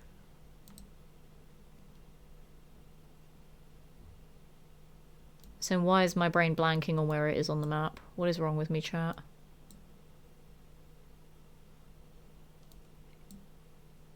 Isn't Revere Beach, like, here? Like, it's near the bullshit of the satellite array and Easy City Downs. I'm pretty sure it's over here. For some reason, I was thinking it was, like, over there, but I'm pretty sure it's over here. So, let's do a zoom. So, we are on the beach. We are on the beach of Revere Beach. There's a black and white stripy umbrella, and there's some deck chairs. So, we are here somewhere. We have the dolphin corpse there. How many umbrellas do we have in view? We have one in view. Nope, we have the 3 over there. We have one right in front of us. So we've got the 3 here. We have one right in front of us, which is... I don't see the one that's in front of us. Because those 3 are further back. So I want to try and get this one precise, because I know where it is. I want to try and get it precise. There's the 3 chairs, which I think are here. So I think we are right there. Close enough! That was bloody close enough there. I will freaking take that. And see, because we're not timed this time, I can look at chat between rounds. I was bloody close on that. I will take that. I know my Revere Beach. This is freaking Nordhagen. So,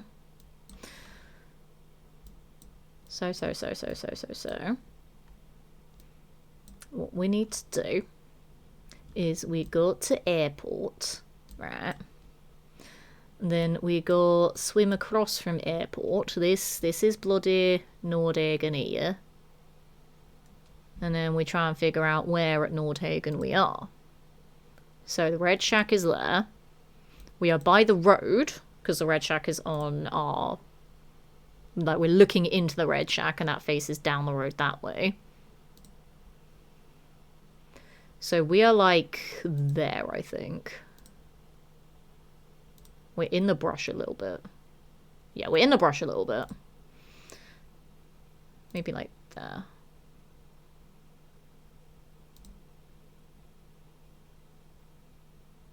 Maybe. Could be a little bit zoomed in, though.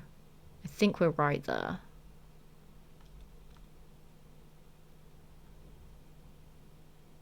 I don't know, I feel like that might be a little bit too far away. I'm trying to get it, like, dead on pixel for pixel. I'm not going to get it dead on pixel for pixel, but it would be cool if I did. Because the way that it's done, it's like it's... The FOV is, like, very stretched on these screenshots. So it kind of makes things look closer than they actually are, which has thrown me off on a couple of them that I think I have, like, perfect. So that's the problem. That's the problem that I have, that the FOV is a bit skew with. Very close. Like, I feel like it is right... I feel like it's right there. So I'm going to say right there. Damn it! I knew it was a little bit closer. But, I mean, I'm close enough there. I will take that. I'm close enough. I want to try and get it perfectly done. I'm so annoyed at that. This one, however, is a bit of bullshit. That's a bit of bullshit right there. So, we have this beauty in the background. This beauty right here. And that beauty is over yonder. Over yonder. It's over yonder. So. It's over yonder here. Now we just need to find where we are in relation to it. We have the overpass there. and we have bus. So overpass is here. I mean, overpass is also over here. But I think we are this side. I don't know why I think we're this side, though. Why do I think we're this side? Also, can we also just appreciate how fucking stupid I was earlier getting mass fusion and green tech mixed around? I hate myself for that. 3,000 hours in the game, and I get 2 of the main story buildings' names mixed up. Which is embarrassing. Angel, hello, welcome in to some Fallout 4 Geoguessr, because I can't play video games right now because I sprained my wrist. And being someone that does a lot of Fallout 4 challenge runs, I thought I'd test my knowledge, play this game a little bit. What's your level? What do you mean, what's my level? My level on what? My level of mad swag? That is at the max, my dude. I don't know what you mean. But yeah, we're just casually playing a little bit of this tonight just because it's the only game that I can play because my wrist is all fucked up. And I can't play regular games with a controller.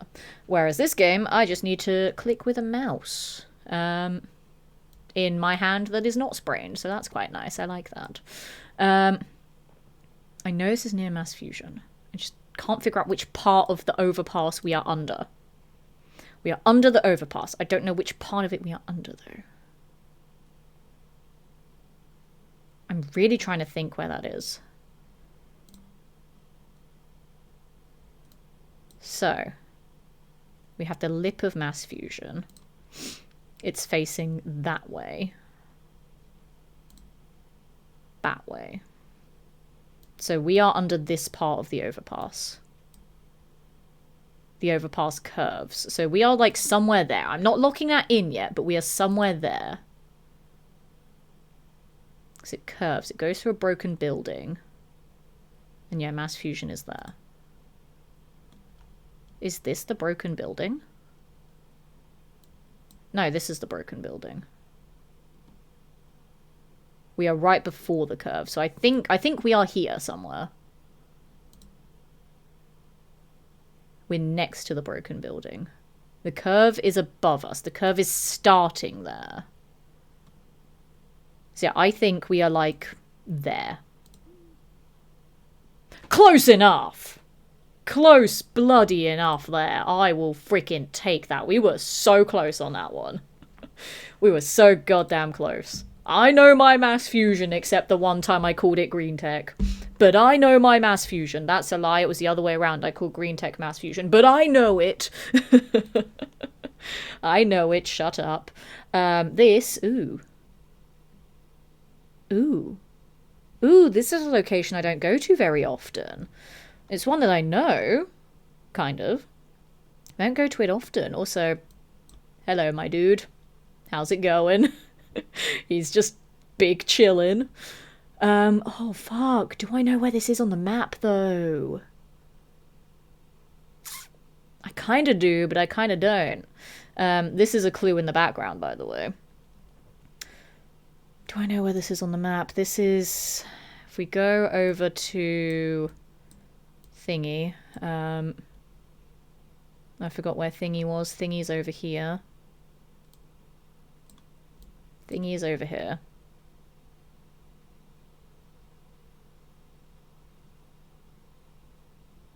Is it here, though? Why am I suddenly doubting myself?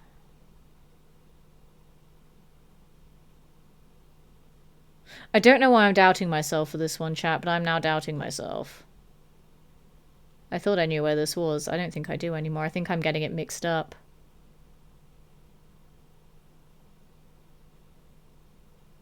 I'm getting it mixed up with somewhere else. I know I am. It's not there. It's further. I think it's further. I think it's down here. Somewhere. No, this is too far south. That is nothing. I think I went too far south. Because I think it's over here somewhere instead.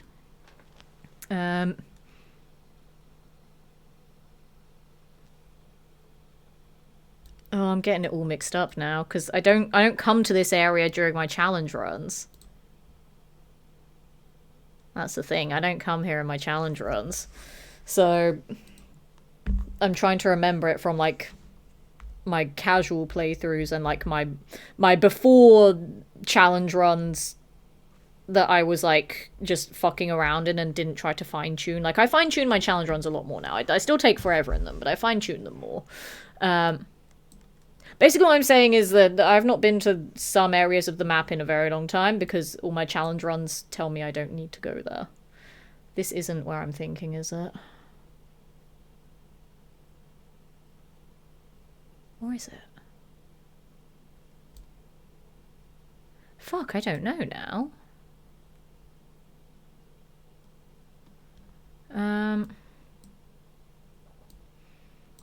I am looking for something, obviously. God, I don't know where it is. Chad, I can't remember where it is. Oh god, let me think. Let me think where I believe it is.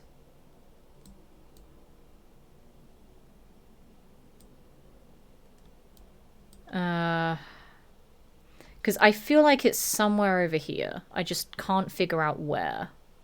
Because it's been a while since I've been there. Let's have another look.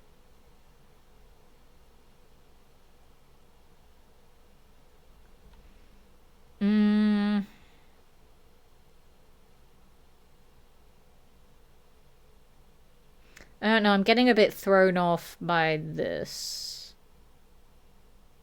This makes me think I know where it is. But I'm beginning to doubt where I know where it is.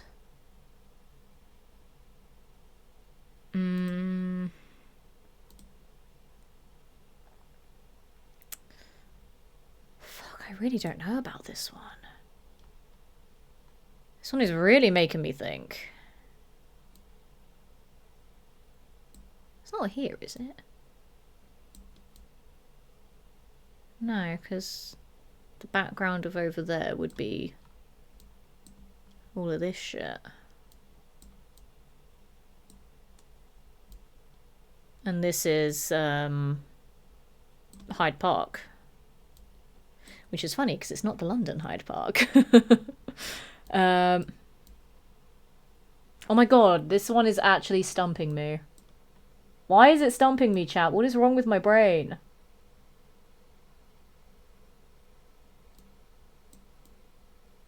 Do I dare look at a hint? Do I let my ego take a hit like that? I might have to do it because it's pissing me off. Motherfucker, I knew it was somewhere over there. That did not help. I knew it was fucking somewhere over here. It's here. It's bloody here. I don't know which side here though, but it's bloody here. I knew it was somewhere here. Oh, I'm pissed off now. I'm pissed off because I knew it was somewhere here. Let me try and figure out exactly where though. We are like right on the doorstep. We're right on the bloody doorstep.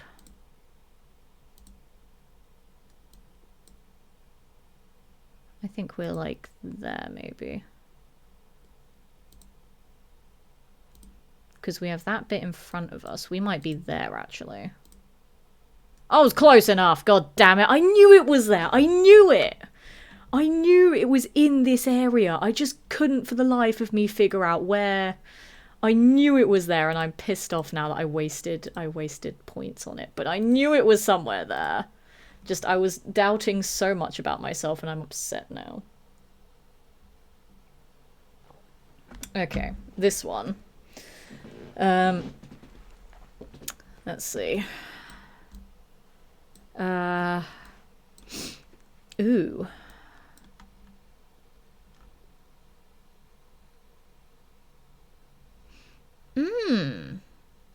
This is an interesting one. Ooh.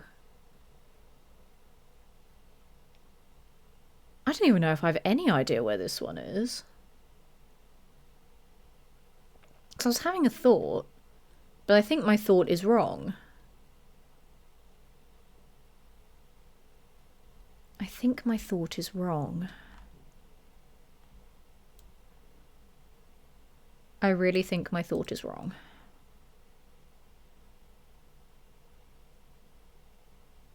There isn't really any, like, big identifier in this one. That's the thing. God,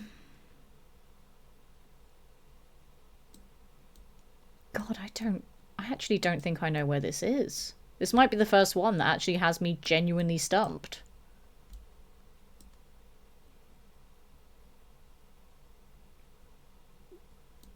I feel like this should help me more. I don't think this side really helps me that much. I feel like this side is what I need to focus on a bit more. Try and figure out stuff in the background.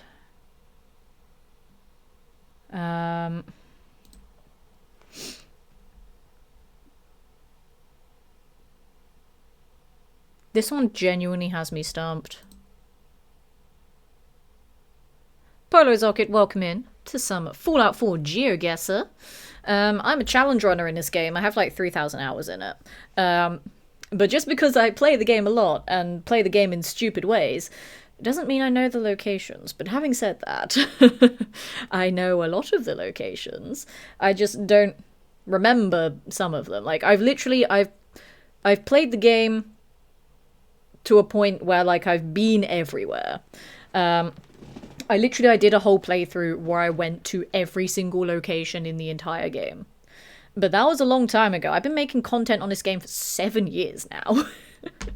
And I thought we'd just have a little bit of fun with Geoguessr tonight because I sprained my wrist and I can't play games that need me to hold a controller. And this game is just using a mouse to click on a screen. And I use my mouse with my non-sprained hand anyway, so it makes sense. But yeah, welcome in.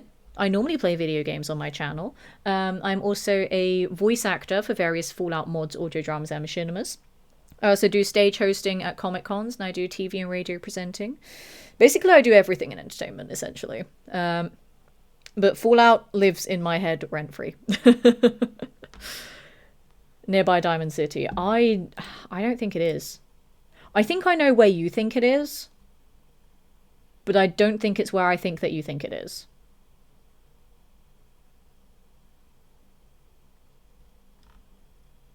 I feel like this is a clue. This is a big clue, but I just can't figure it out. This one I might actually have to use a hint for because it's bugging me. This one is genuinely really difficult. I'm going to use a hint and see if that helps a little bit.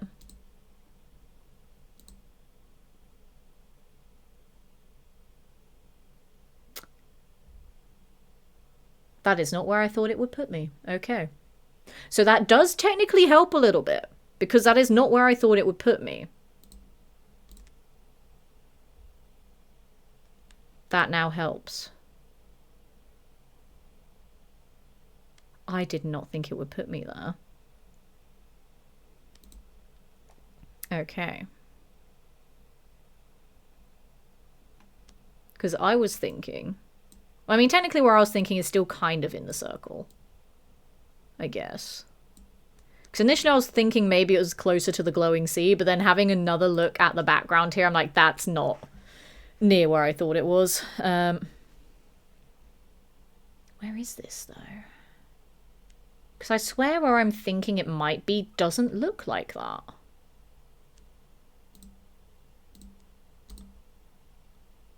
Unless I'm thinking of somewhere else. I think...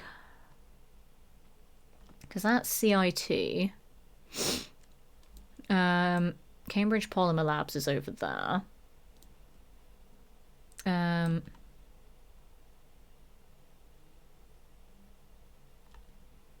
Cambridge itself is over yonder. It's not in Cambridge.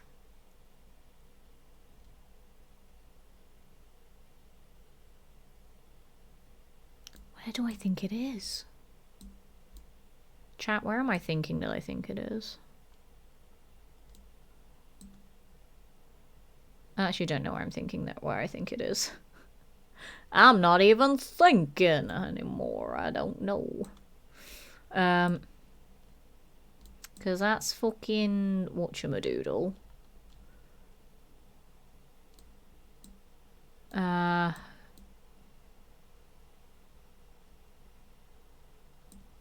That's the fucking sinkhole. It's not near the sinkhole, I know that. That's a different environment. Somewhere there's trees and no cars. I need to find a tree place that has no cars. There are trees here, but there are also cars here.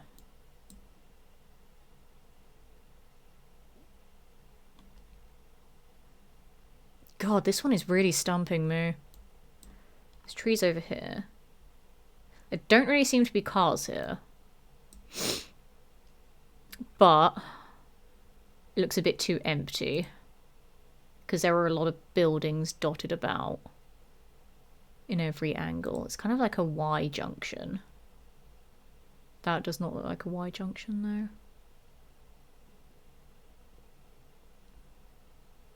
But does that look like it could be it? I don't know. I'm being raided by Medic! Thank you so much for that raid, my friend. Let me give you a shout out. Let me see what you were doing, because I'm nosy. How was Fallout 76 treating you? And welcome in, everybody. My name is Letitia. I am an actor, immersive theatre performer, TV presenter, radio presenter, events host at Comic Cons, voice actor for loads of things. I primarily do Fallout content on my channel. I do a little bit of variety here and there as well, but Fallout and Bethesda just are my entire existence at this point in my life. I'm not playing like proper video games tonight because I sprained my wrist and I can't like hold a controller at the moment. So we're just doing a little bit of Fallout 4 Geoguessr, just testing my knowledge of this game that I have an unhealthy amount of hours in. And some of these ones are pretty tough, not gonna lie. Like some of them are stupidly easy, like they're laughably easy. Some of them I've had people in chat struggle with and I'm just like, nah, I know this. I feel like I know the Fallout 4 map better than I know London. But this one is a tough one at the moment. It's got me quite stumped, not gonna lie. But this is fun. Zim, hello! It has been forever since I've seen you, my friend. How are you doing?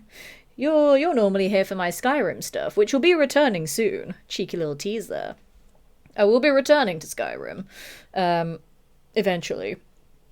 That I think I'm just going to bin off the challenge run aspect of what I was doing in Skyrim and just play the fucking game because I've not finished it in 4.5 years.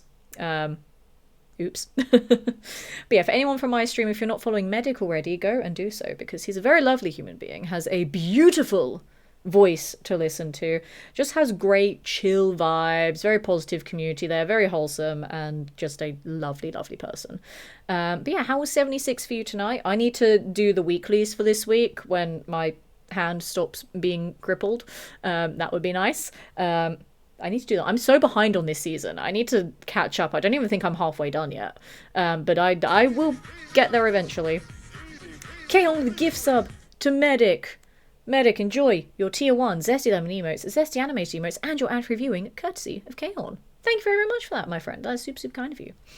And good evening as well, Zealot's Choice and A and B. How are we doing? This is definitely the place. Thank you for your input. This is the place. Love having unhealthy time in games. Yep. 3,000 hours in Fallout 4. But some of them I've gotten like almost spot on. This one though is tricky. It's tricky. Also, here is my sprained wrist. Look at it being sprained and not letting me hold a controller. But yeah, I still can't do that at the moment. Like, it doesn't hurt enough for me to go to a doctor because like yesterday and like the day that I did it, which was Monday, that's how days of the week backwards work. When I did it Monday evening, I was in so much pain that I was like, oh shit, I might need to go to a doctor or even worse case hospital. Go to the hospital. But it started to get a little bit better yesterday. I also don't know what happened to my voice there. It just stopped voicing. But yeah, I was like, worst case scenario, I'll have to go to a hospital. But it's on the mend now, because, like, I've sprained my wrist before, but it's never hurt this much. Like, this killed the first night, like, because I did it in the evening. And then when I went to bed, I just couldn't sleep because I was crying because I was in so much pain. I was like, have I actually, like, fucked myself up? But it is on the mend now. It just feels like it's going to be a slow heal, which is kind of annoying. Because, yeah, I can't play video games right now. I can't go to the gym. Like, I can kind of do leg day, but some leg day exercises still involve using my arms to hold weights and stuff, and I can't put pressure on this hand at all at the moment, which is really annoying, but it's fine. You gotta get, the more it hurts and the longer it takes to heal.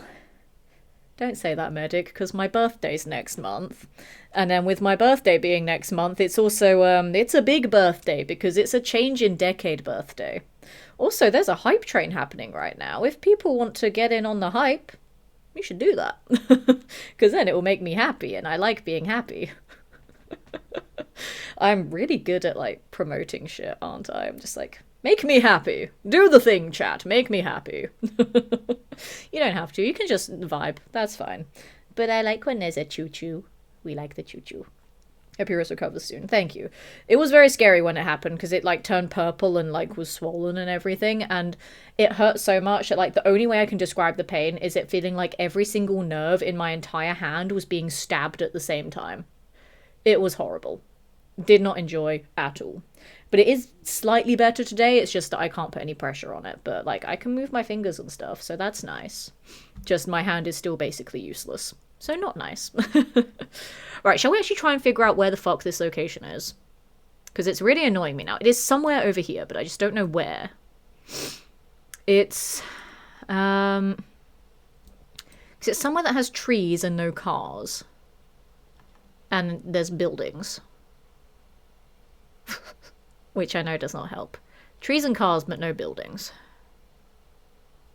No. Trees and buildings, but no cars. That's how that works, Letitia. My goodness.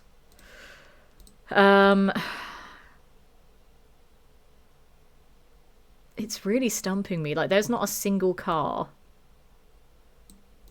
here at all. There's, like, a little car park there. Maybe that will help a bit if we look for a car park. Because it's somewhere over here.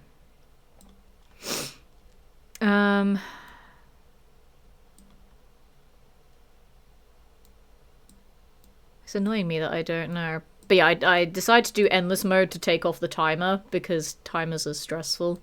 And some of them that I knew the location of, I would have gotten it closer if there wasn't a timer that was, like, stressing me out. Because I can't deal with time limits on anything. Ever. It's not here. That's too much open space, I think. Is that too much open space? God, I really don't know. This one is actually annoying me. I think I might just have to slap a marker down somewhere and move on because it's pissing me off now. It is actually pissing me off a little bit that I don't know where this one is. Because I've done so well for most of the others, but this one is pissing me off.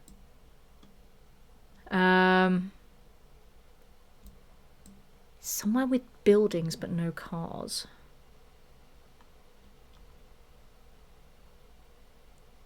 There are cars there. Part of me wants to say it's, like, somewhere over here, but I just don't know where. Is it maybe here? No, because there's no cars in the background here. Because kind of looking at, like, the sort of the junction kind of thing in the road, like the split in the path. But it needs to be somewhere that has a car park behind it. And also milk. That's the important thing, chat. There's milk. Where do we know where there's milk dispensers? Oh, this is actually annoying me. Should I just slap down a marker and accept that I don't know where this one is? Because it's really annoying me now. Because I know there's some sort of car park type thing in the background. But there's nowhere else here that I can see that doesn't have cars. That doesn't have cars in, like, the immediate vicinity. Because I need, like, a Y junction in the path. Like, a split of sorts.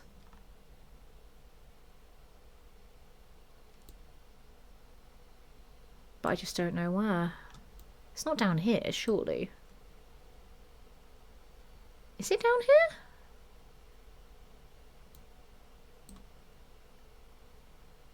Hang on.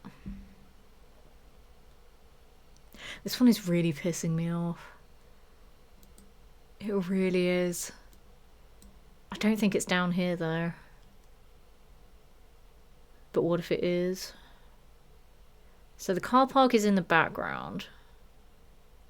There's like the split there. It's next to part of the split. This is a car park that's next to a couple of different splits, but I don't see how they correlate. Because we are standing on one of the splits. Which does not look like it's here. Because if we were standing there, that does not look like that lines up. If we stand now, we're facing that way. We have a path in front of us, and one that curves off to the side there. But that's not a 90-degree angle, so I don't think it's there. It's not there either, because it's not a 90-degree angle. We need, like, a curvy path. There's a little bit of a curve here. But then where would we be standing in relation to that? Because there is a car park there, but it's not behind a building.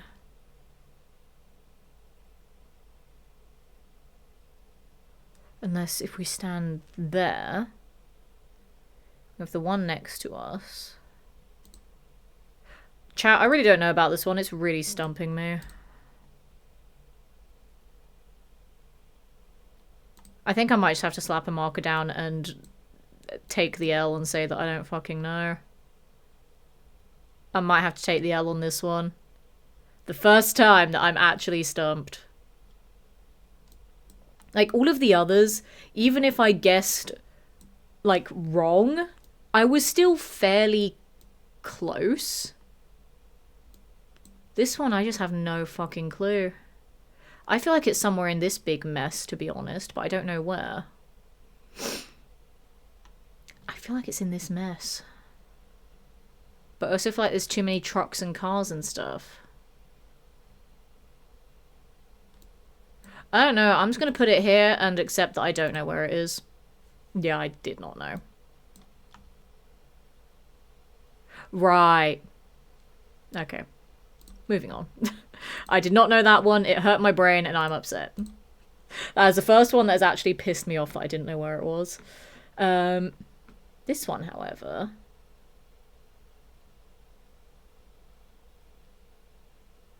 This one has me a little bit stumped as well, actually. Because there's two different locations that I'm thinking of. But I don't know if it's, either of them.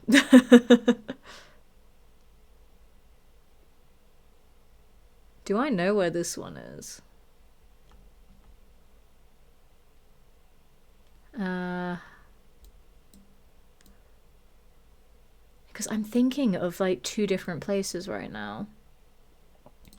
And I want to hope someone in chat is also figuring out either of the two places that I'm thinking of. Because I'm thinking it's either somewhere down here again, or it's somewhere over here. I just don't know which one it is.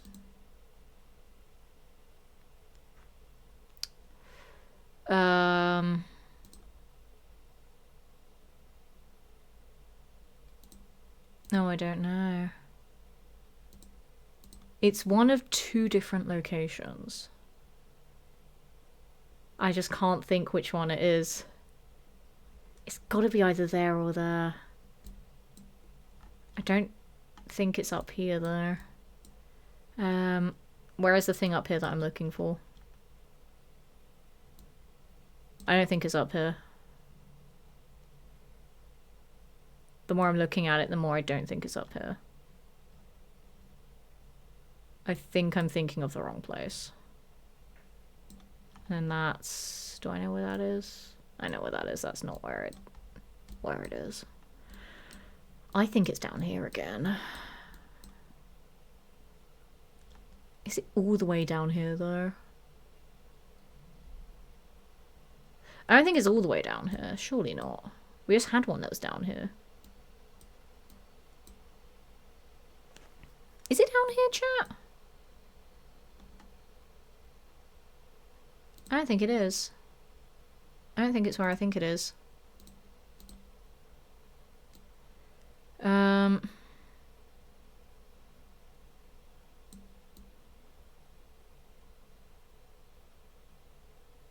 Where do I think this is, chat?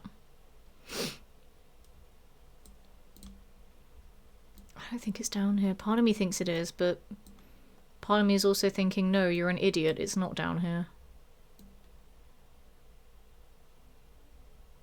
I feel like I'm an idiot. No, I'm not. It is down here. Why am I doubting myself so much then? Why am I doubting myself? I thought it was down here, but I'm like, no, it definitely isn't. Yes, it is, but where down here? I need to try and dial this in. So we have the freaking church. We have a road here. We need the cemetery. If we can find a cemetery on the map, we can figure it out from the cemetery. So, I need to remind myself where the cemetery is. It is... I just feel like that's in the background.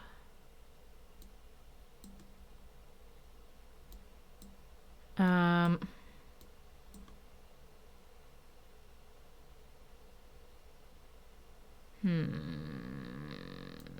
need to remember where it is.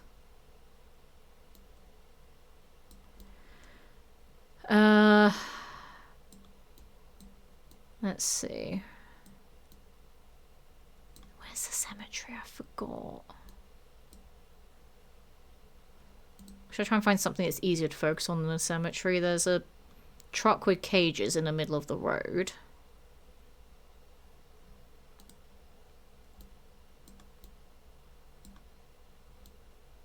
Because like this is what's in the background, I believe. Is that what's in the background? Yes? Question mark? No. Because there's no highway in the background. That's not in the background. That's somewhere else. Oh, blimey. No, because isn't that... that? No, it's not. Oh, like I know it's somewhere here, but where?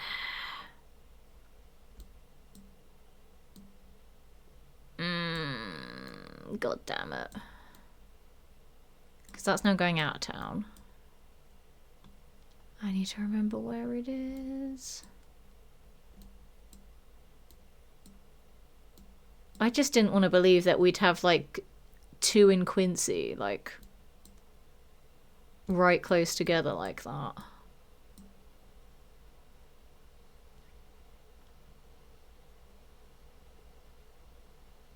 Is it somewhere over here?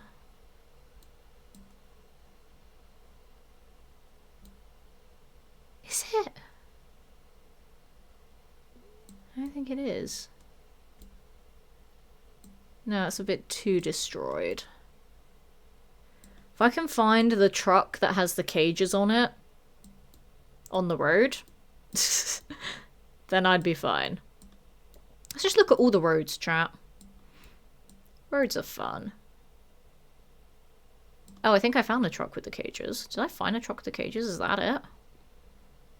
So if that's a truck with the cages...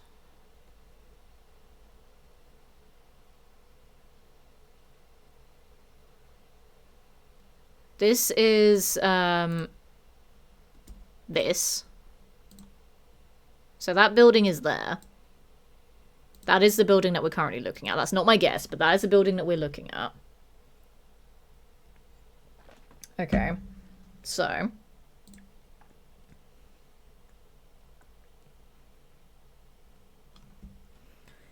Chef Jefferson. Got a strat for the game. Build, faction, extra quest, any RP involved. So, if you have a look at what game I'm playing right now, I'm actually playing Fallout 4 Geoguessr. We're not playing actual Fallout 4.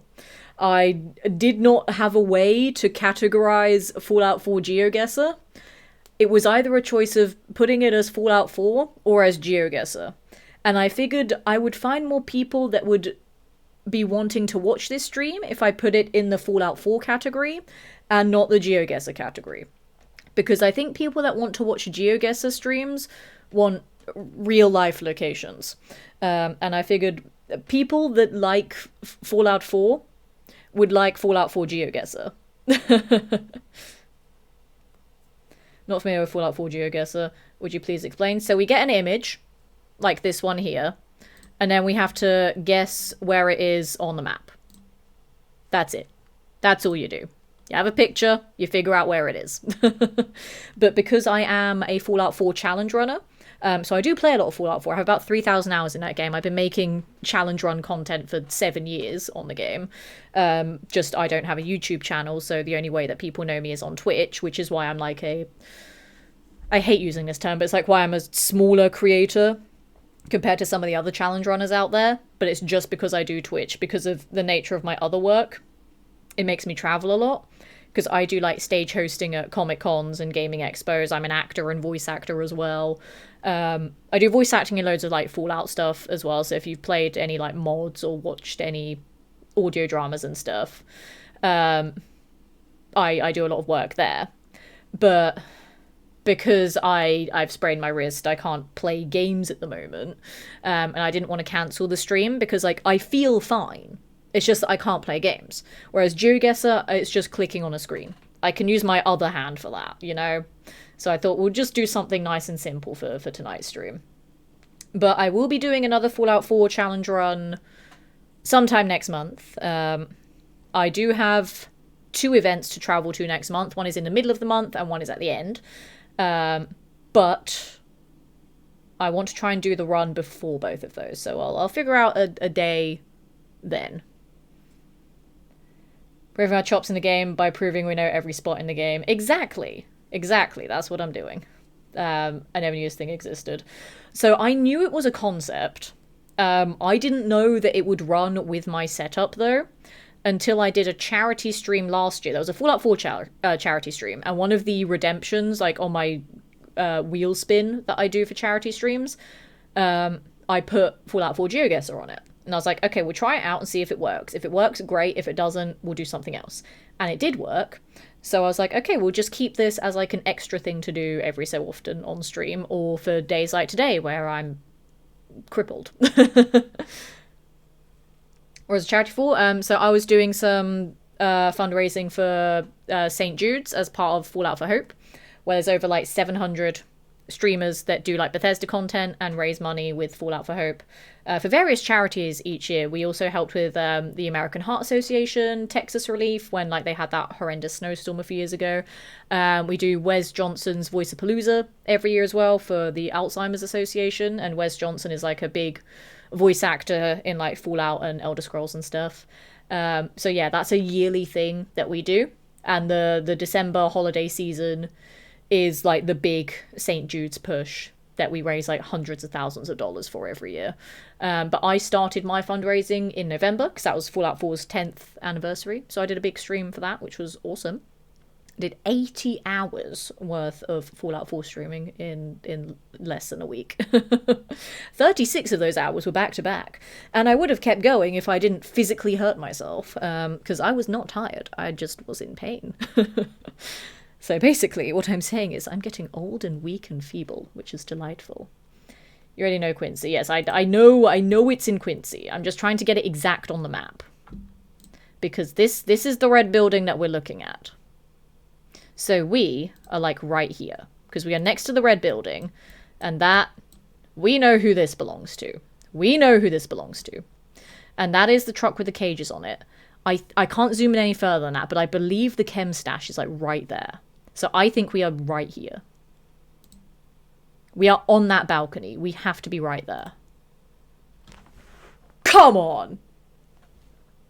Come on, I was so close with that. I knew that I knew it. I knew it. I knew it. I was so close on that one. I was so close. He was doing fundraisers, I'll admit. I'm not familiar with some of those organizations. Yeah, I was actually one of the founding members of Fallout for Hope. There was about 30 of us that all joined together because we just wanted to make a Fallout stream team. But then it evolved into this big community event every year.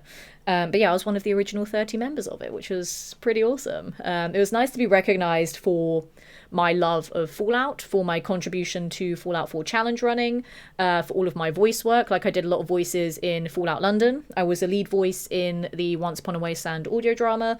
I've also featured in other Fallout audio dramas like True Vault Escapades, Modus Files. I was a lead in Far From Heaven when that was a thing. That is no longer a thing though. And like, I've done a few other mods and stuff as well. And also just because I did a lot of events with Bethesda UK back in the day as well. Even if you laid it out a million times, Peter wants more from me. How did you sprain your wrist? I was clumsy. And that's all I'm saying on it, because my ego does not want to be bruised further by saying exactly what I did to sprain it. But I was clumsy and fell. And that's all you need to know. It's very lackluster. It's not even anything badass, like getting into a fight with people or like lifting at the gym and fucking up, because I'm hench. I'm swole. I've got muscles. But yeah, it wasn't because of that. I just fell. Very anticlimactic, I know. Amazing. See, I know my Fallout 4 sim. I know my Fallout 4. I haven't even looked at this image yet. I've been too busy reading chat. Right. This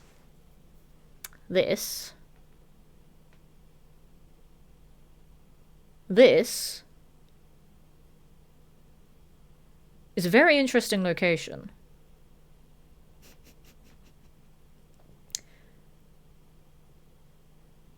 This is a very interesting location. Okay.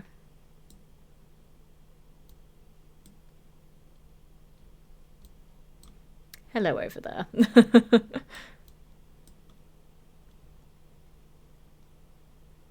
There's no way.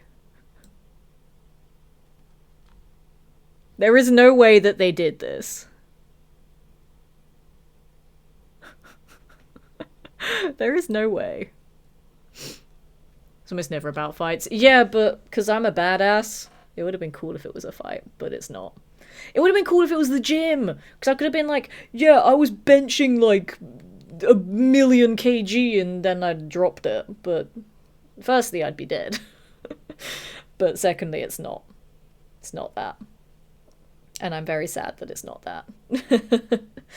But I am strong. I can bench 45 kg, which is almost my body weight, which not many women can do. And my leg press PR is 215 kg, which is almost 500 pounds. That's like over 4 times my body weight. So I got strong legs. But yeah, I did not hurt myself at the gym. And I can't even go to the gym because I'm injured, and that makes me sad. I want to lift something heavy, and I can't. Tish, clumsy. I'm shocked. Shocked, I say. Thanks, Cooper. Thanks. Also, hey, how's it going? Welcome in to some Geoguessr in Fallout 4. Because I cannot do anything else. Wait, it's 45-ish, you're an elf. I am 5'3", I'll have you know. And I'm not going to say my actual body weight, because that is private information. But I am small. I am small. Small but swole. That's why I'm small. I see someone having their legs fucked up, where at the ankles or the knees, I'm always 90% positive it's about amateur football. There. I'm just going to give up on that comment, because apparently I can't read it.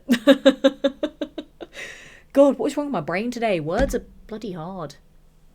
So into a new decade last October, and I'm starting to feel old with new pains. I'm unfortunately not active at working out, though. See, I'm going to enter into a new decade next month. That makes me sad. Literally a month from today, I will enter into a new decade. And I don't like that. I'm not ready to enter a new decade. Also, back to Geoguessr. Did they really do this? Did they really do this to me? This is absurd. Why did they do this? I cannot believe they are doing this right now. They are actually doing this. So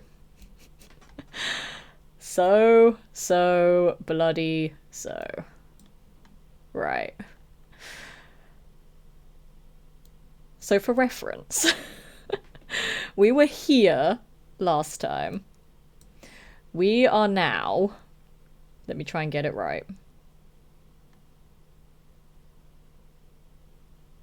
I'm gonna try and get it right. Can I get it right, though? I'll come back to that in a moment. Let me read chat first. I'm not ready either. Yeah, no, I'm not ready. What's this? 5.3 in UK measures the same as 5.3 in US measures, because if not, I'm not sure how authentic Google's answers were whenever I asked feet to centimetre conversions.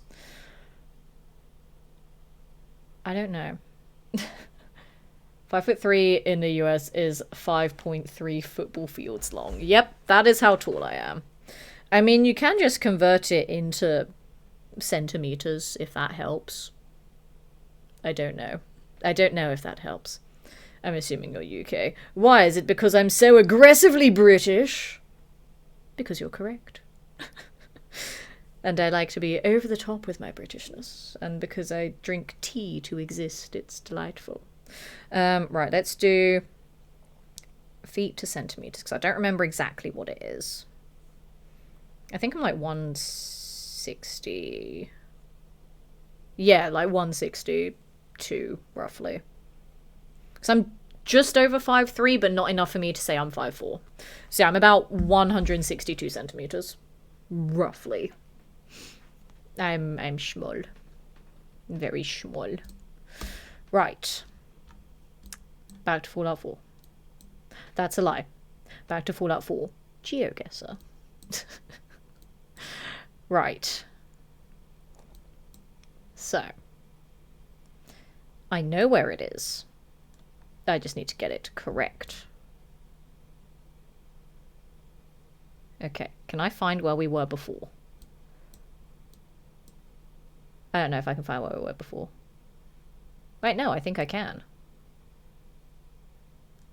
I think I actually can. Okay.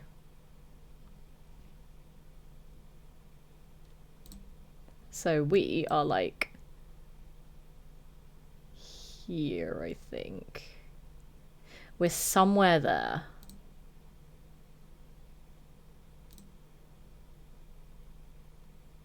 Maybe there.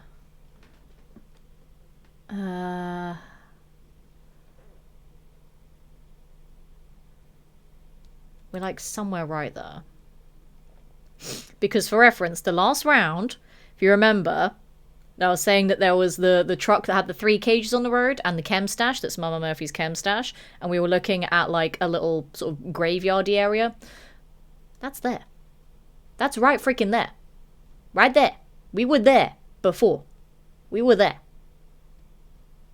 Now we're here, because this is the church from the last slide.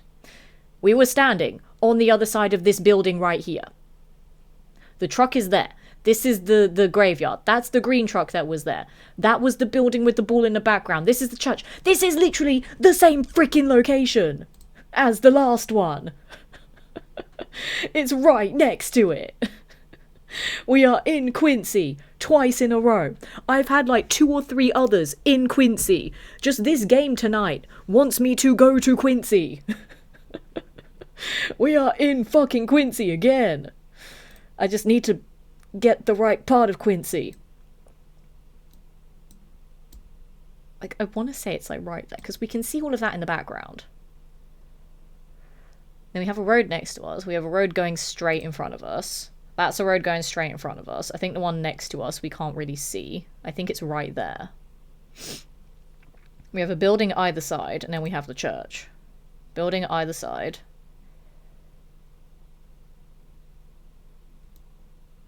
I think we're actually up here. Now that I'm thinking about it, we might be here. Because...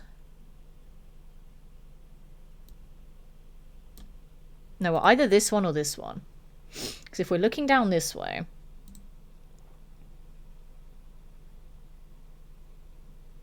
there's the road next to the church. This is the church. So we're on this one. Because we don't have a car down our road here. That's an empty road. Then there's a building and then the church. That's the road next to the church. So yeah, building, road next to church. And then this is this. So yeah, we are right here. What did I fucking say? Oh my god, that is the closest I have ever been. We were right fucking there on that one. What did I bloody say? Oh my goodness, that was ridiculously close there. I was right there with that. That could have been, like, pixel perfect. I was so bloody close. Can we appreciate that one, though? I was so bloody close. But also, for the next one, can we not be in Quincy again?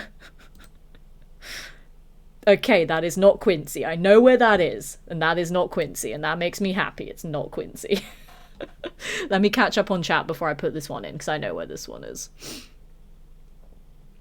I was wondering about feet and inches in US versus UK. I actually didn't know up until today that UK guys use feet and inches, so I'm wondering if they use the same as the US ones.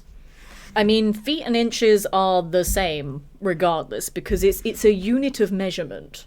Units of measurement don't change from country to country. Because the imperial system and the metric system use two different units of measurement. But then to be fair, even though America claims to use the imperial system, America uses its own fucking system where they just measure things by other things. Where it's like, oh yes, this building is like 10 giraffes tall. It's like, how tall is a fucking giraffe? Like, America uses its own stupid ass thing. Like, I'm sorry, but American measurements are dumb. They don't use imperial or metric, they use America.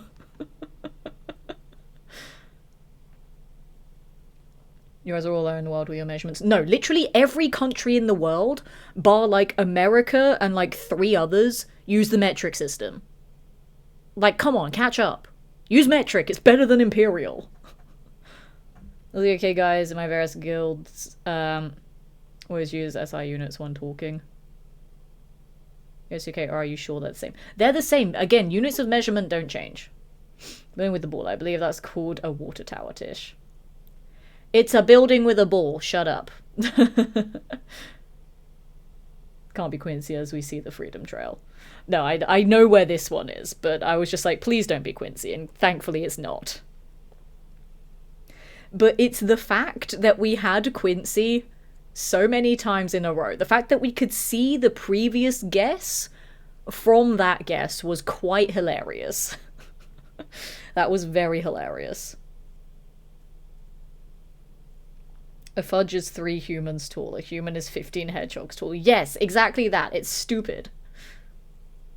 US measurement don't change from country to country. You saw about that in pre-post. I've seen difference between US and UK units of measurement that are named the same. No. No, they just don't change. Like, a centimeter is a centimeter regardless of where you fucking go. It just is. A centimeter is a centimeter. That does not change. How did giraffe turn into fudge?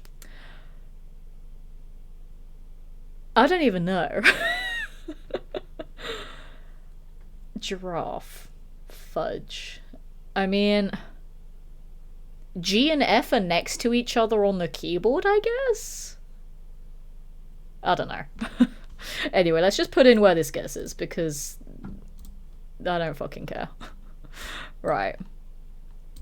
That is right over bloody yonder. I need to remember where fucking Good Neighbor is.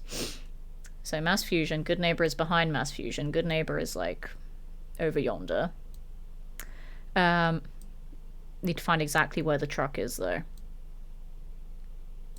because I know it. I know it. I just need to get it. I know exactly where it is because you go over that truck. There's some dogs there, and then super mutants are over there, and then Good Neighbor is right there. There's also the Freedom Trail, and then that goes up to freaking Faneuil Hall. Over this side somewhere. This is a bookshop. These ghouls here, one of them's hiding under the truck, the other one is playing dead. So I know where it is. I just need to find where it is on the map here. Because Good Neighbor is one of those ones that I always hate trying to find. A mile is 16 elephants heavy. Yep. Because that's how that works. Sure. But yeah, no, American measurements make no goddamn sense to me, and it pisses me off. Right.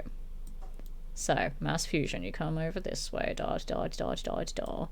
And then you got the bastards over there. And then you got fucking... Where the fuck is Good Neighbor? I know where Good Neighbor is. This is Good Neighbor. So... Where the fuck is this stupid truck? I know where it is. I know it. I know that I know it. I know that I know that I know it. I just need to find where it is. Where is the stupid truck? Chat, I can't find the truck. I know what I'm looking for, but I cannot find it. Chat. Chat, I cannot find it. I know where the truck is, but I cannot find the truck. Let me think. Think. Doing a think. 'Cause this is... Hang on. I think it's 'cause I'm facing, like, the wrong way. I wish I could, like, rotate the map. But I can't rotate it. Because that... You go past that. Then, yeah, come that way. Because I normally, when I go to... Yeah, when I have to go back out that way and do, like, my safety walk. We go this way past Mass Fusion. Because that way... It's just annoying.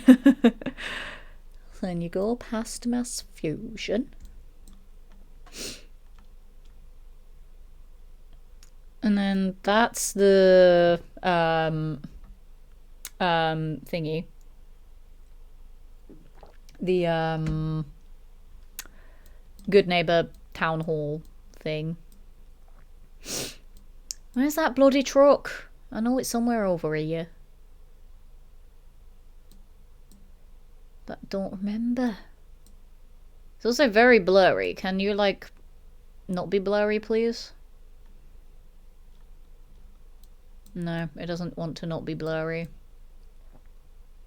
It's not that far away. It's like somewhere right here. I just can't bloody think where.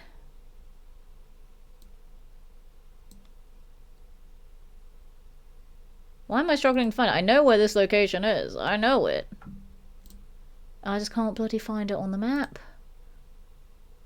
Puts on the doing a think hat. Thanks, man. It's right there. I want to try and get it exact again because I know the location. It's just trying to pinpoint it on the map. That's the problem.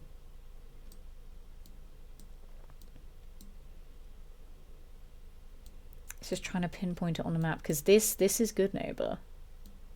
This is Mass Fusion.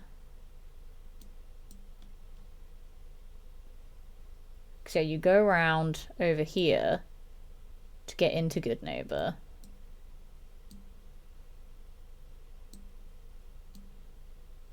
Where is this stupid ass truck though?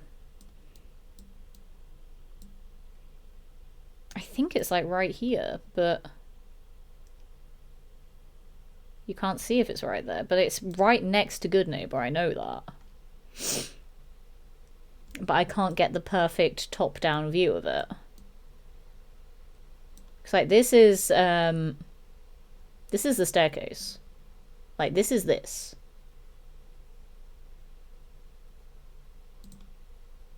That is that. Like there, that is that. Because this bit is this bit. So we, I think, are like right there. Because that, I think, is the corner of the bookshop. I think this corner right here is this here. And I think the truck is just out of view here. So I think we are right there. I'm gonna lock it in. I was bloody close again, though. I was so close with that. Almost. I was almost right there with it. Can you change your distance measurements into light years and speed into parsecs per microseconds? No. That is too much thinking. I do not like that. No. We will not do that. I refuse. But I was pretty close again. We'll do one more. Okay. Okay. Okay. I was gonna say we'll do one more. Maybe we'll do one more after this one. Because I know where this one is. I just need to find exactly where it is. But I know where it is.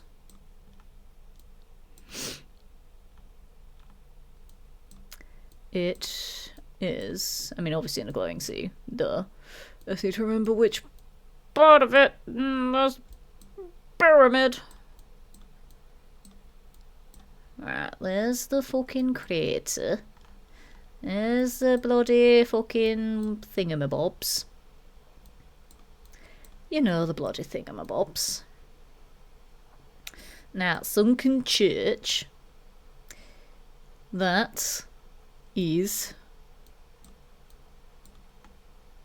Fucking A. It's right bloody here, isn't it?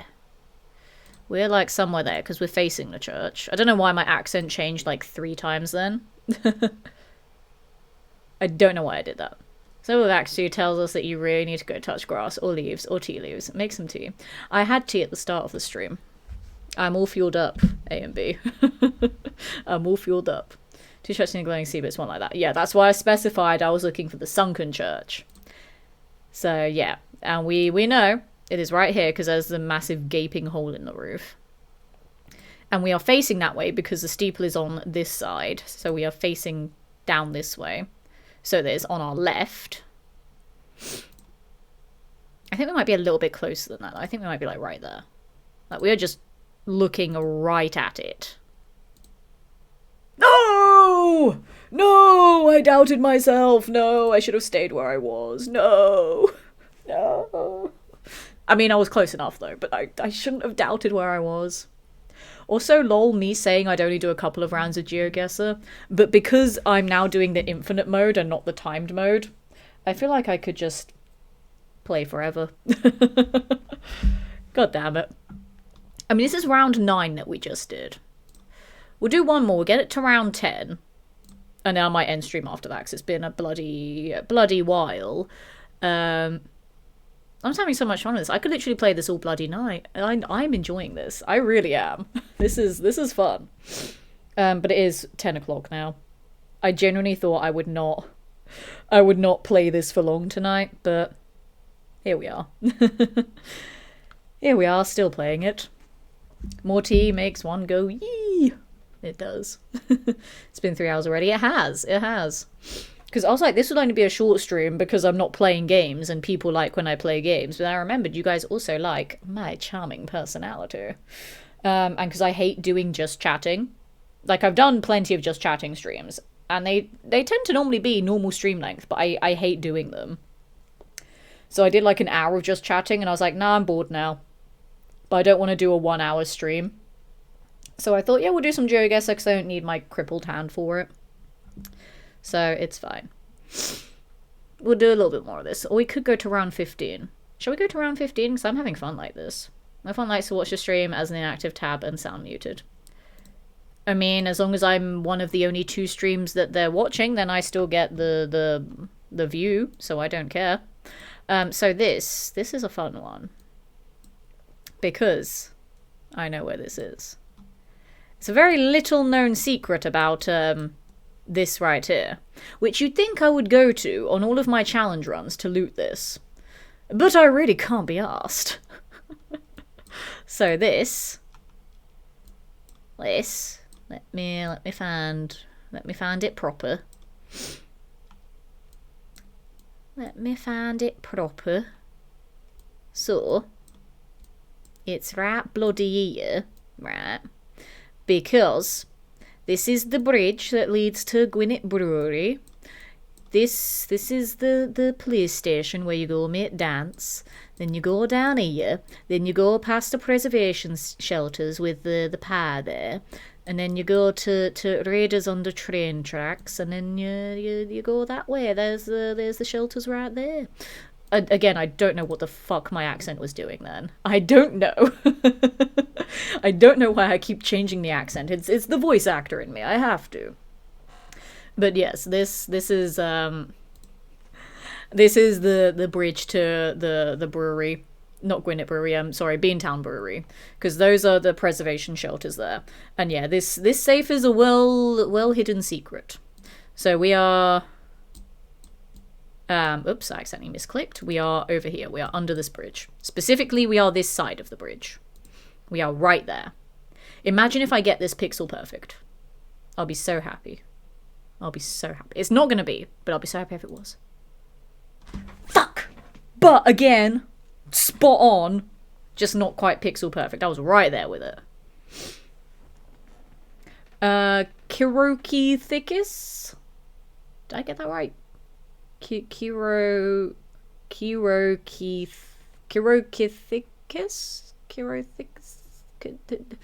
I don't know. Hi, I just butchered your name, I'm sorry. What do you call a Frenchman who's been attacked by a cat? Claude. Love it. So welcome in. I love that your first time chat is a joke. I like when people put jokes in my chat because my life is a joke. Haha. And it's just amusing to me. Note self playing Fallout Geoguessr makes one unravel in real time. No, I'm always crazy. You should know this by now. You've been watching my channel long enough to know that the ADHD crazy person just is always absolutely bananas. You should know this by now. I have no sanity. That left the moment I was born. But again, I was very close on that one. I'm quite proud of myself. I said I was going to stop at round 10. I kind of don't want to. What if we go to round 15? Oops, I accidentally clicked next. No, it is 10 o'clock now. I should probably stop there. But,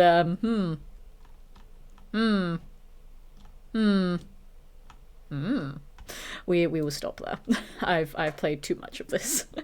And if I keep playing, I will keep playing all night. I was worried I was gonna, like, run out of steam, like, halfway through. But I was having fun. I was really locked in there. But I know I'll keep playing forever if I don't stop soon. So we are going to go over here for a little bit. And we're gonna have a little bit of a chat before I go raid someone. I just had a lot of fun playing some Geoguessr, 24-hour Geoguessr stream, yeah. No, we're not doing that. I mean, we could maybe one day do that. If we do like a monetary incentive, I don't know. But we will not be doing that tonight. But I had a lot of fun. I do have on my schedule that I will be streaming tomorrow. I don't know if I will be. It depends on the stuff that I'm doing in the daytime. It also depends on how my wrist feels, because I don't think I'll do 2 Geoguessr streams in a row. I don't know if I will. But if my hand is okay enough to hold a controller, then we will play a game. But it'll just be like a very chill game, I think. But I'm going to go set up to raid someone. So let's find someone to raid. And then I'll be back maybe tomorrow, question mark. I don't know, but tomorrow question mark. Yes, that is the thing that we will say. And I think tonight we'll go. Should we go from one Bethesda channel to another? Shall we go raid my lovely friend Juve tonight, who is playing some Skyrim? I asked, like, you guys have a choice. You don't have a choice. We're going to go and raid Juve, who is absolutely lovely. Wonderful, wonderful human being. Does a lot of Bethesda content as well. If you are a subscriber, then use the Lemon Raid emotes in the chat. If you're a non-subscriber, just shout Lemon Raid when you get there. Have an amazing night, everybody. Take care, and I'll, hopefully, fingers crossed, see you all tomorrow. If not, then whenever the hell my wrist decides to heal. But take care, everybody, and I'll catch you next time. Goodbye.